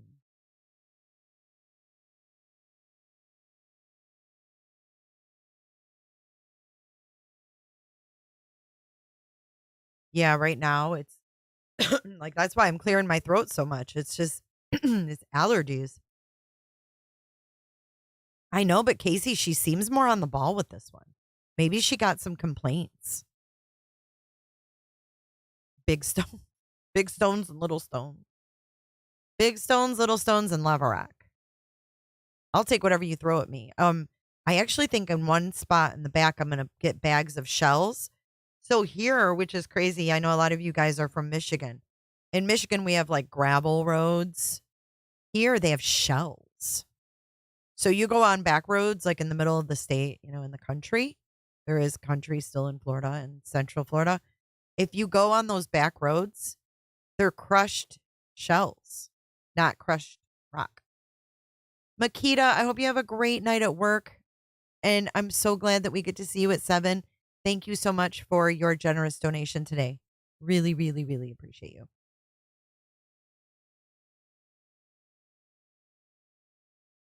You got in trouble, your HOA, because you left your house. Oh, hose on all night. You were sneaking water in your grass.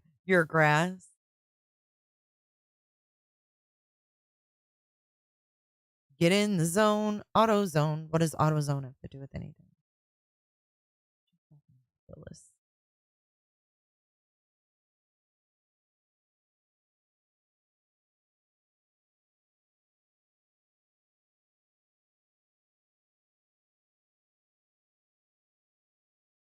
Oh, yeah. Me too, Meg.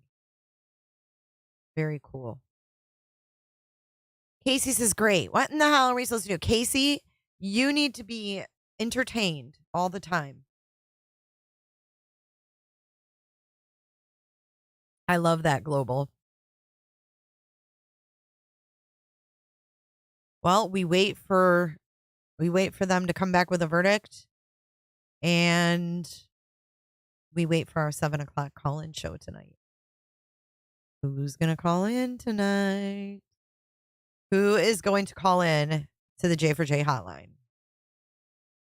Studio J is going to be on fire tonight. On fire.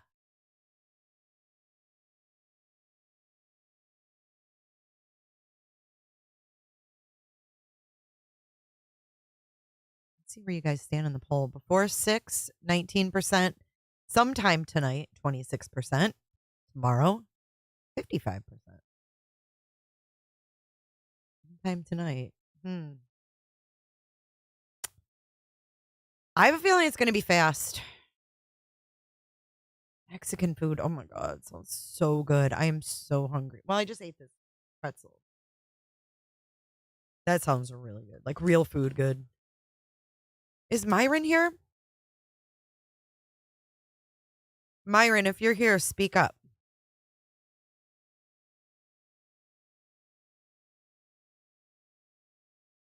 Hey, Evelyn, be careful out there. Teresa, you can't figure out the Discord thing? Okay, so if you download the app, right, and then go into sign in, and then go to your settings, and then go to connections, and then connect your YouTube to your Discord, and then it should automatically pull up my channel.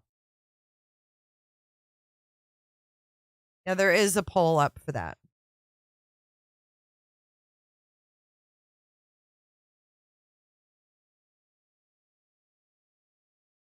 Ooh, true crime and other stuff. That is an interesting theory.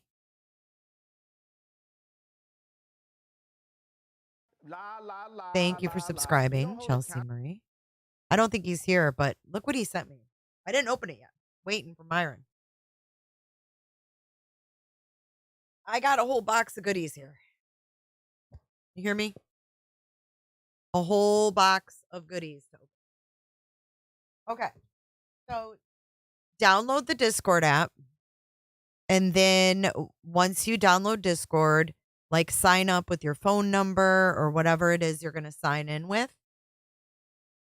I just had a bug fly down my throat. Once you sign in, however you're going to do it with email or phone or whatever, and then after that, you go to settings and then connect it with your YouTube. Yay, Lexi. So you have to be a member, or you have to be a Discord or a Patreon member, or a member of the channel. And the Sleuth Saloon is the main thing, the main channel, whatever you call it. Cocaine, cocaine, cocaine, cocaine, cocaine. It's cocaine. It's cocaine.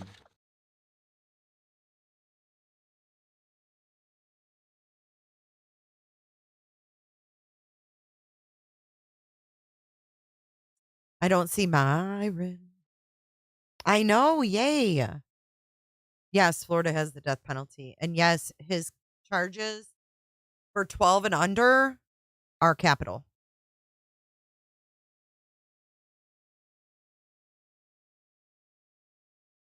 Break?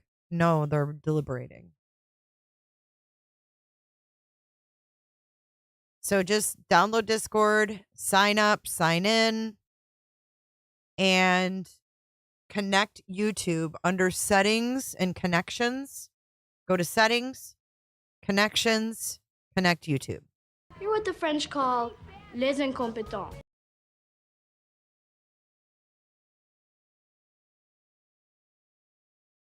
You think he's going to roll on her? Ooh.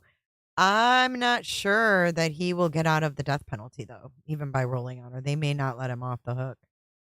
But he could roll on whoever he was buying that under 5 material from. We don't know yet, Sarah, but it's looking that way. My neck, my back.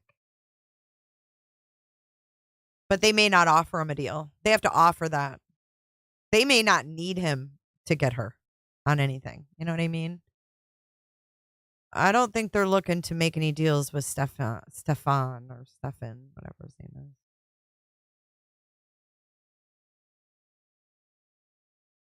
Yeah, Stephanie, I agree with you. So in the new charges of the 60, they go back to 2019, which would make Maddie 8. So he literally met her mom and started doing this to her daughter. And I want to know who Miss Soto was married to in 2015, because according to the state of Florida's records, she has a marriage license from 2015. And she married a guy with the last name Young in 2015.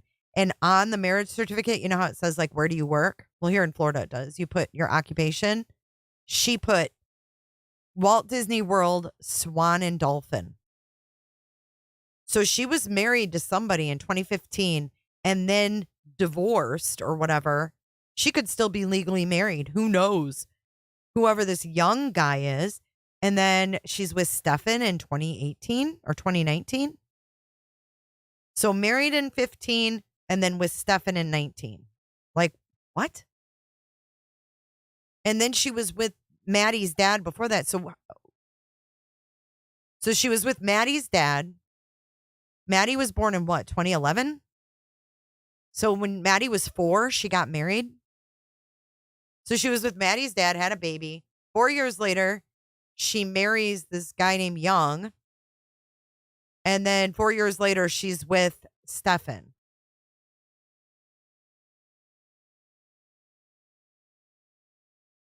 Court TV has the time at 13:40. Well, I'm a little ahead. What can I say? Let me pause it. A Swolfen. Yeah, that's the resort she worked at, was the Walt Disney World's Swan and Dolphin or whatever. I heard first hubby's name was Steven. Was she married to Maddie's dad? Because his name's Travis, I think. I don't remember the Young guy. I just remember his last name.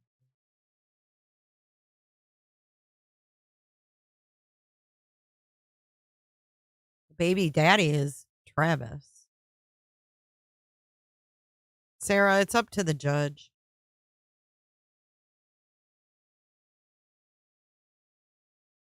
So let's see. What do we have on the docket for next week?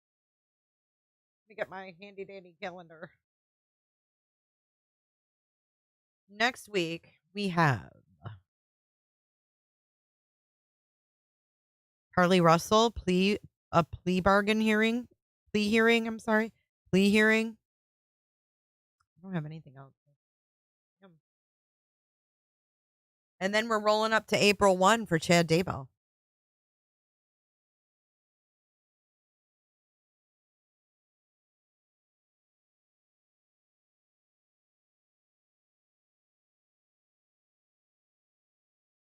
They divorced 2 years later. Wonder where he's at. So it's Steve Young.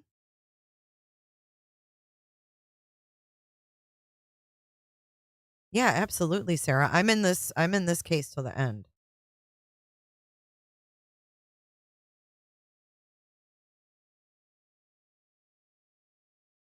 He has Facebook and his wife has Facebook, the biological dad. And they have pictures of Maddie on there. They live in Texas. They posted about her being missing and saying, help us. But then they're also in pictures where they were at Disney World with Stefan and Jen. Guess who's friends on Facebook? Maddie's bio dad and Stefan. Did you guys ever notice that?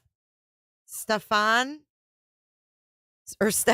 is friends with Maddie's bio dad on Facebook.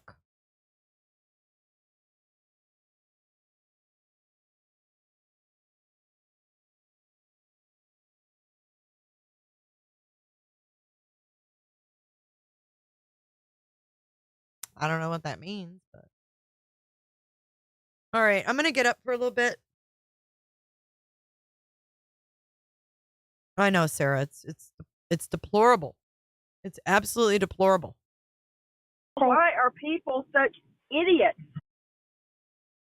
I put together a little video for you guys for tonight, though. Before we start our call in, I've got a nice little compilation of news clips and things for us to watch.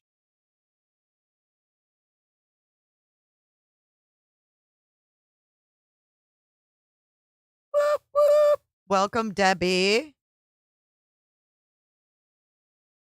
Debbie. Debbie. Thank you so much. Did you just join Patreon, Debbie?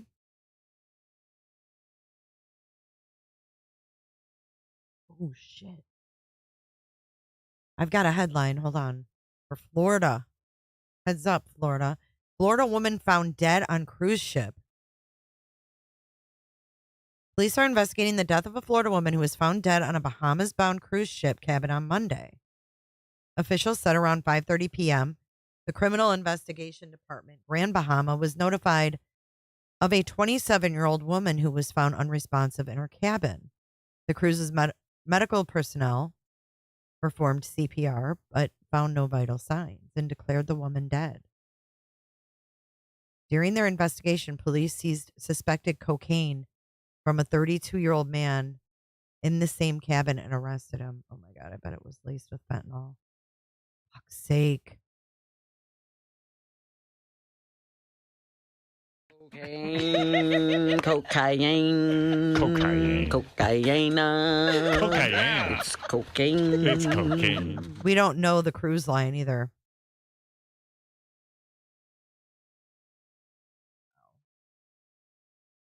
Shine bright like a diamond. No, he hasn't, Sarah. Trifina, yay! I am so happy. Let's give Trifina some turkeys for not giving up. Thank you for your support.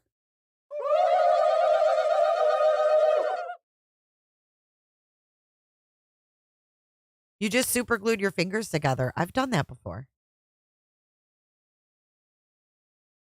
No, go on your cruise and have fun. Have fun. It won't affect you. They brought cocaine and it was probably laced. Just don't bring cocaine and you'll be okay. She said, we came home, we planted flowers on the side of the house. All right. So I am going to leave. Oops. I'm going to leave the mods in charge for a bit. I'm going to get up and stretch my legs. I will be back to check on you guys in a little bit. Please, please try to behave. Please try to behave. I know you guys will. You're awesome. All right. So I'll see you guys in just a little bit. And thank you again for your support today. Do you guys want a little music? You want a little music to listen to or what? I mean, tell me what you want. What you want, what your wish is my command.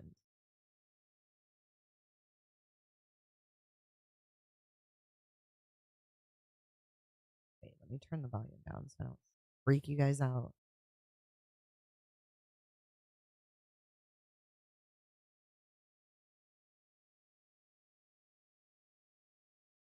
We'll put on a little background music. So even if they come back, it won't be like, oh my God, Jay's not here. Oh my fucking God. Not that. Can't be anything annoying. Gotta be something chill, but not falling asleep. What born? This one's called Born in the 80s. No. You think it was Carnival Cruises? It didn't say in the article. They said they weren't releasing it. About this one for waiting music. It's intense. Or too boring.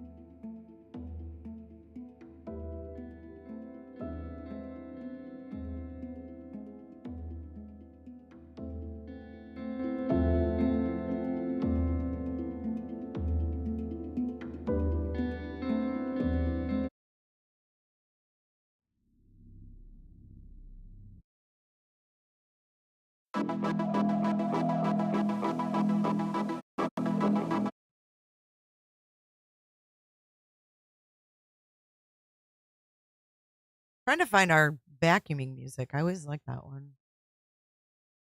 Is it this one?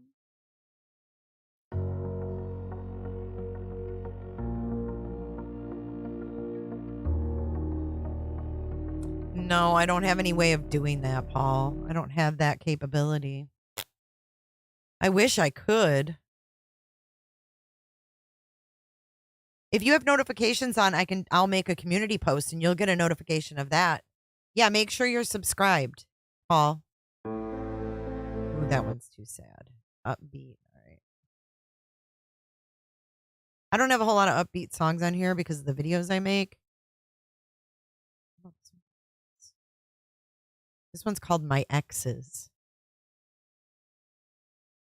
Oh, that's just a stem. Never mind.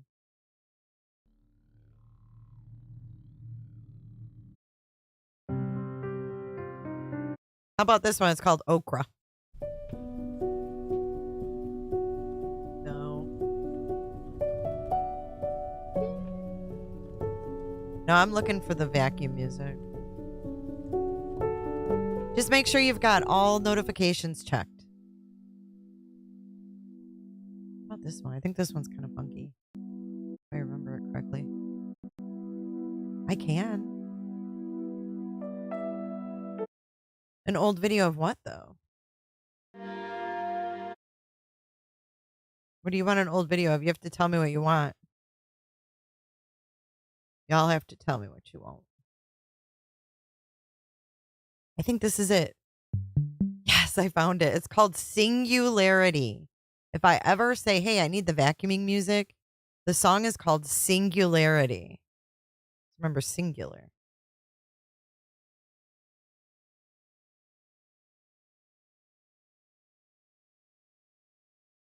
Is it playing?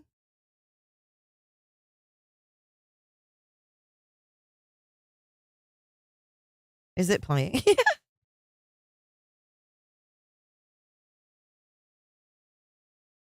I feel like I'm freezing up. Is it even playing?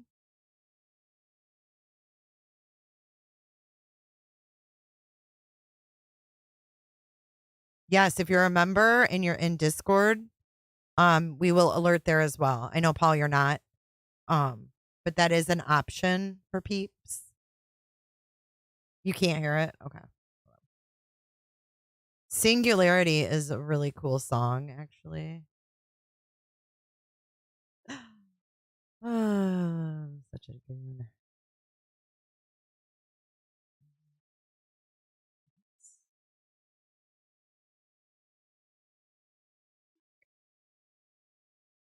Music makes the people.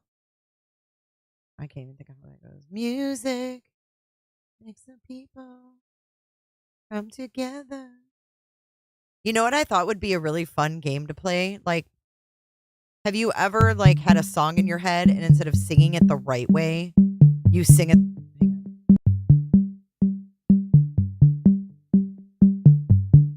I feel like I'm gonna freeze.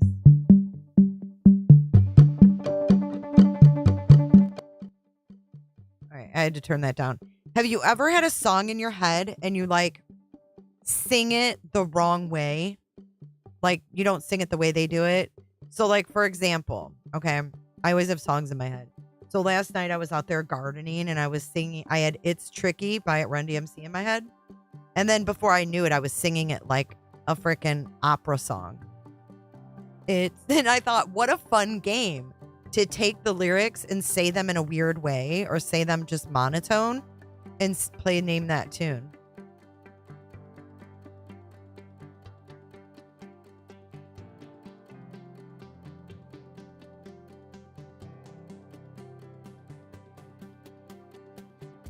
Like last night I was like, it's tricky to rock around, like stupid shit like that. Like you wouldn't know what song it is, you know, because it doesn't sound like that song. I thought that would be a fun fucking game. Okay, Olip.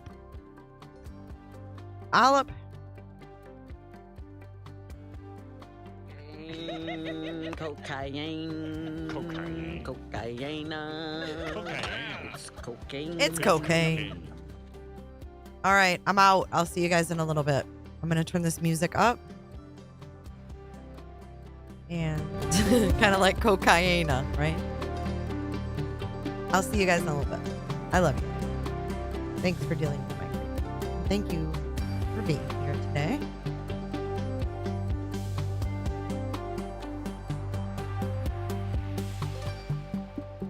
Where's my mute button?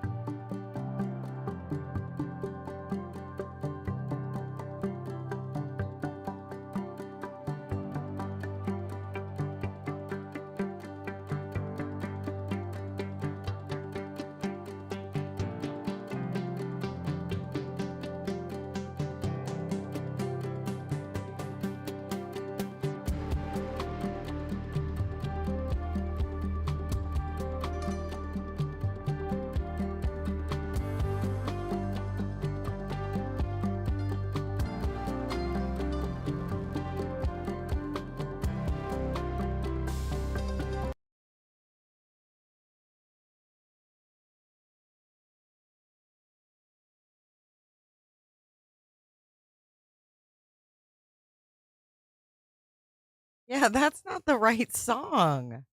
All right, we got to. What's up, Flo? You're on episode 84? Oh my God, Flo. Thank you. Flo is checking out the podcast on the podcast players, y'all.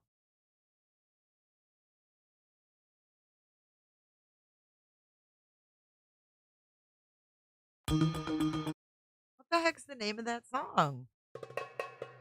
This is called Smoke Signals. You guys want this?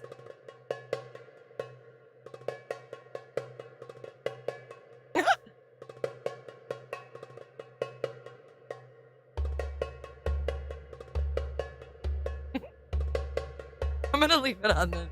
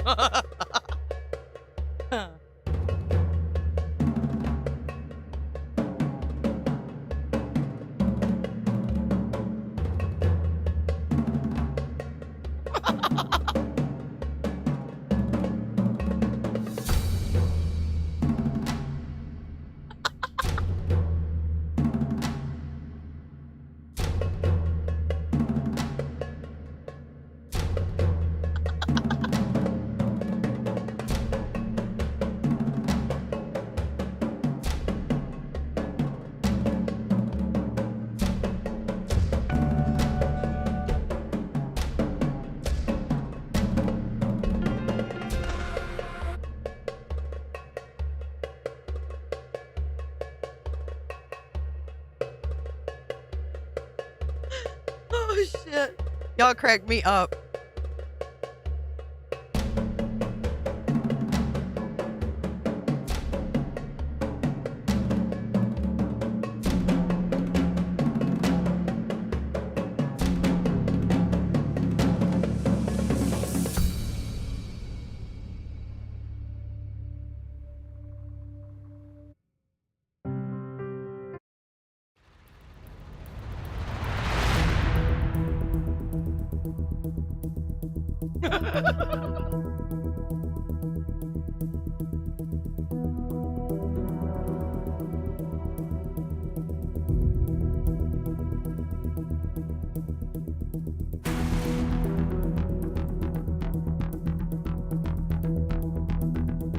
I have no idea where this is playing.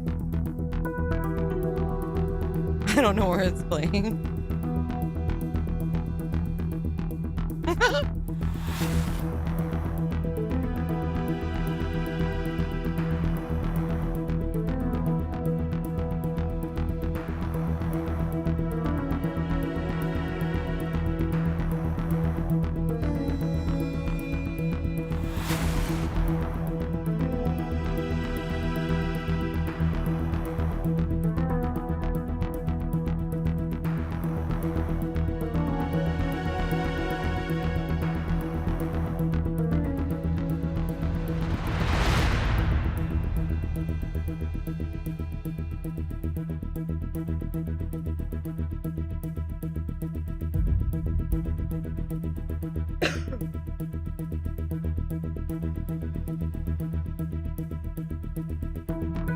Oh my God, I thought it was over.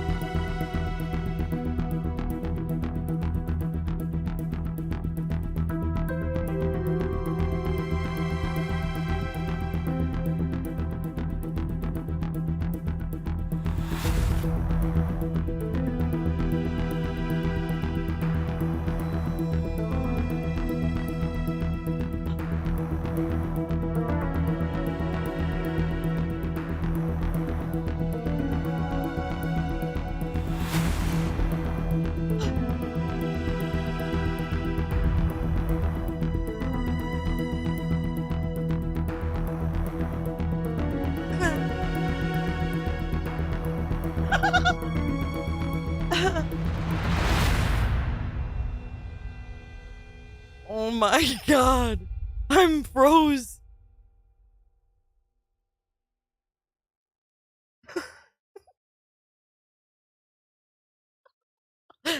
Oh my gosh. Okay, let's find a more appropriate song.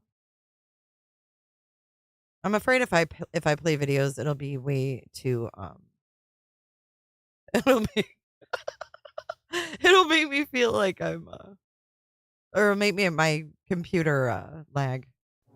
This one's called Pop It. Tell me if you like this one.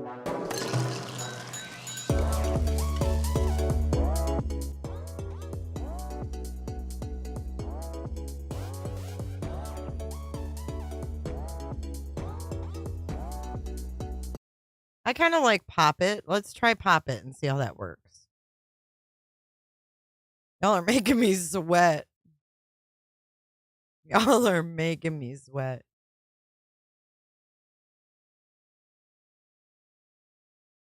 Safety dance. Oh no. I'll be right back. I'm getting a call.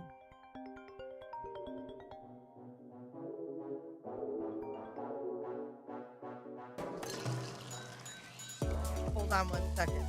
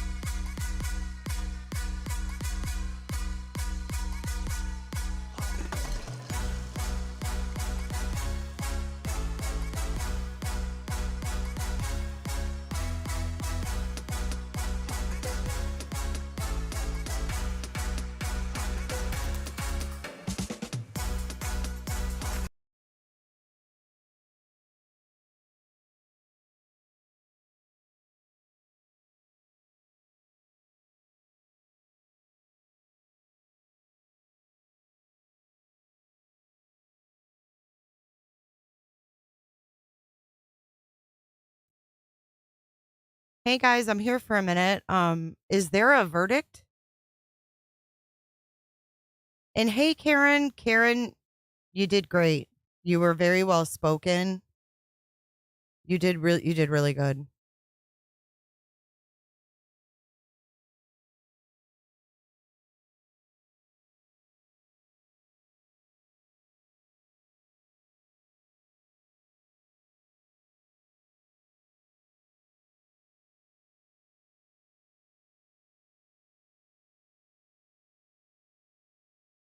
Oh.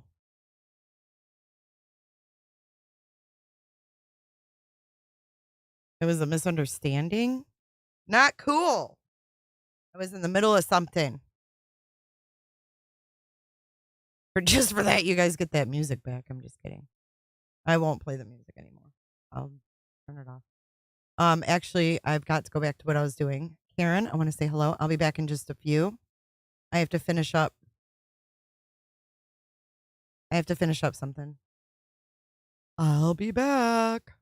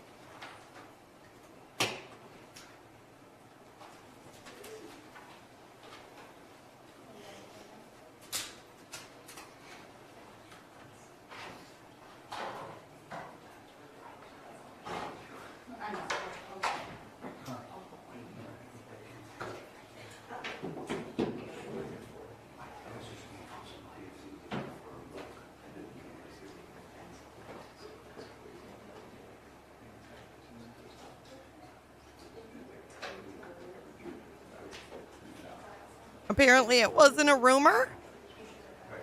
Hello, hello. Apparently it wasn't a rumor. Do I have a huge apology? Someone's troll knew?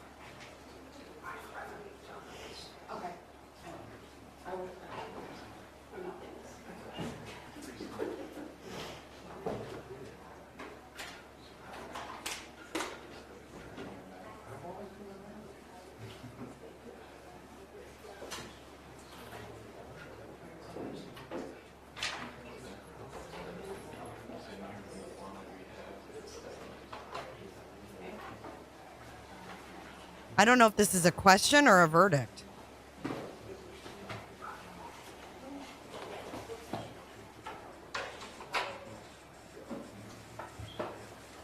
Is this a question? Or do I stop the clock? Y'all, this got a little heated. Let's all take a deep breath.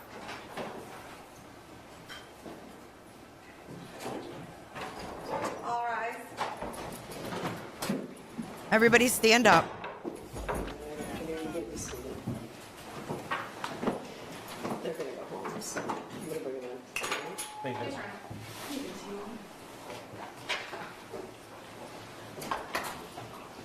Your Honor, calling people versus James Crumbley, case number 222799989FB. Thank you, Mark. Case number, people. Good afternoon, Your Honor. Marielle Lehman on behalf of James Crumbley, who is standing to my left. All right, they said they want to go home. I'm going to bring them in and read them my repetitive instruction. Thank you, Judge. Thank you, Your Honor. And see what time they're going to return. Thank you, Your Honor.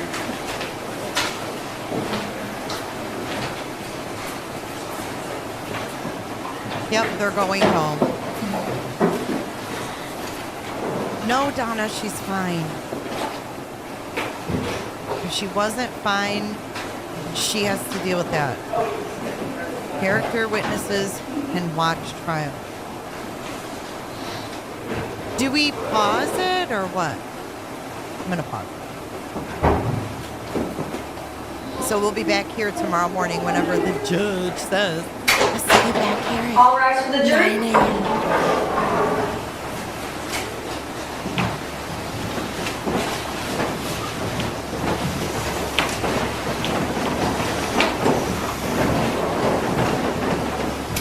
All right, you may be seated.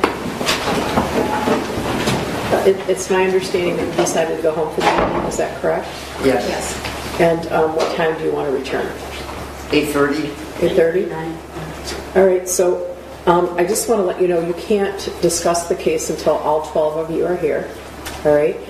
And surprisingly, I have to tell you that you should not read, listen to, or watch any news reports about the case. Under the law, the evidence you consider to decide the case must meet certain standards. For example, witnesses must swear to tell the truth, and the lawyers must be able to cross-examine them.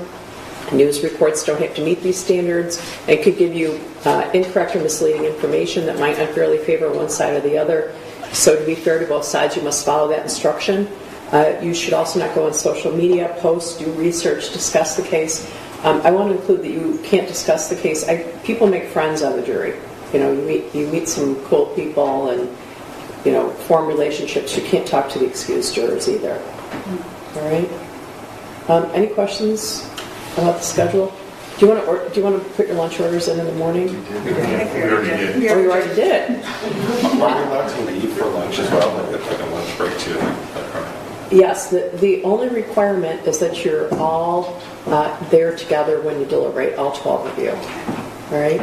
We were talking about some people, you know, starting between 8:30 and 9. So once everybody gets here. Yes, correct. So if there's 11 of you, you can't talk about the case. All right? All right, everybody stay healthy. And we will see you in the morning. All rise for the jury.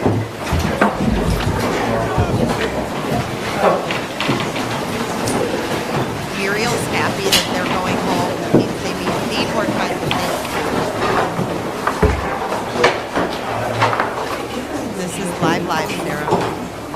Got a little crazy there for a minute, but I think we're good. I think we're back. All right. Thank you. Thank you, Judge.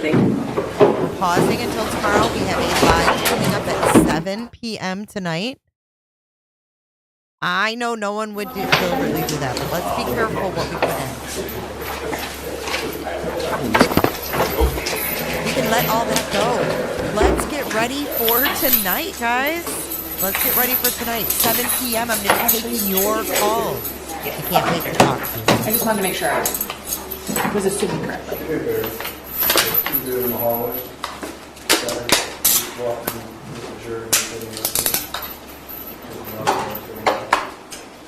Pop that collar.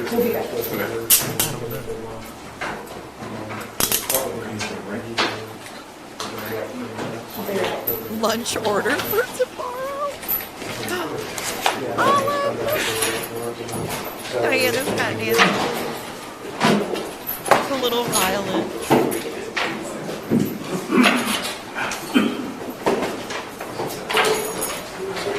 I know. You're gonna grab it? Judge said they could stay late and they go home before 5. Well, I guess that meant that they were not going to get anywhere today. So they probably talked and they were like, we're not going to get anywhere today. All right, so you guys be ready. 727-755-6001 is going to be the hotline tonight. I'll see you at 7 p.m. Eastern Standard Time. We're going to run our credits and we'll see you in the morning with more Crumbley deliberations. I'll see you tonight, 7 p.m. Be there or be square. Everybody take a deep breath and go for a walk. I love you. Goodbye. Yeah. Where do you think you're going? Nobody's leaving. Nobody's walking out on this fun old-fashioned family Christmas. No, no, we're all in this together.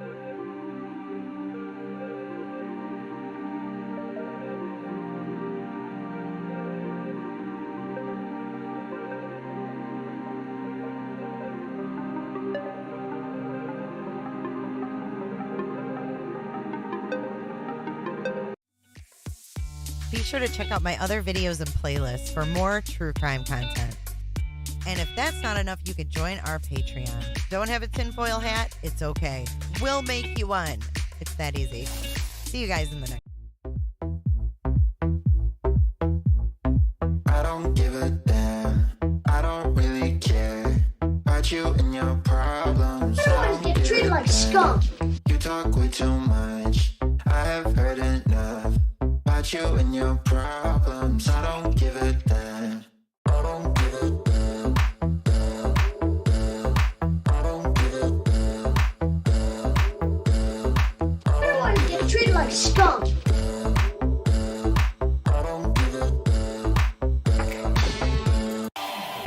You wanna be with me. Bring it all in. You wanna feel something real, but I'm feel differently. You're making plans to get to France, but I wanna face the fact. And I ain't got time for that. Staying up late, sleeping all day, dreaming about Cadillacs. Buying new shoes, hanging by the pool, sipping on Coke and Jack. I don't want Jennifer. Thanks so much, Jennifer. Bye, Jennifer. Just based on my observations, her hair was very greasy.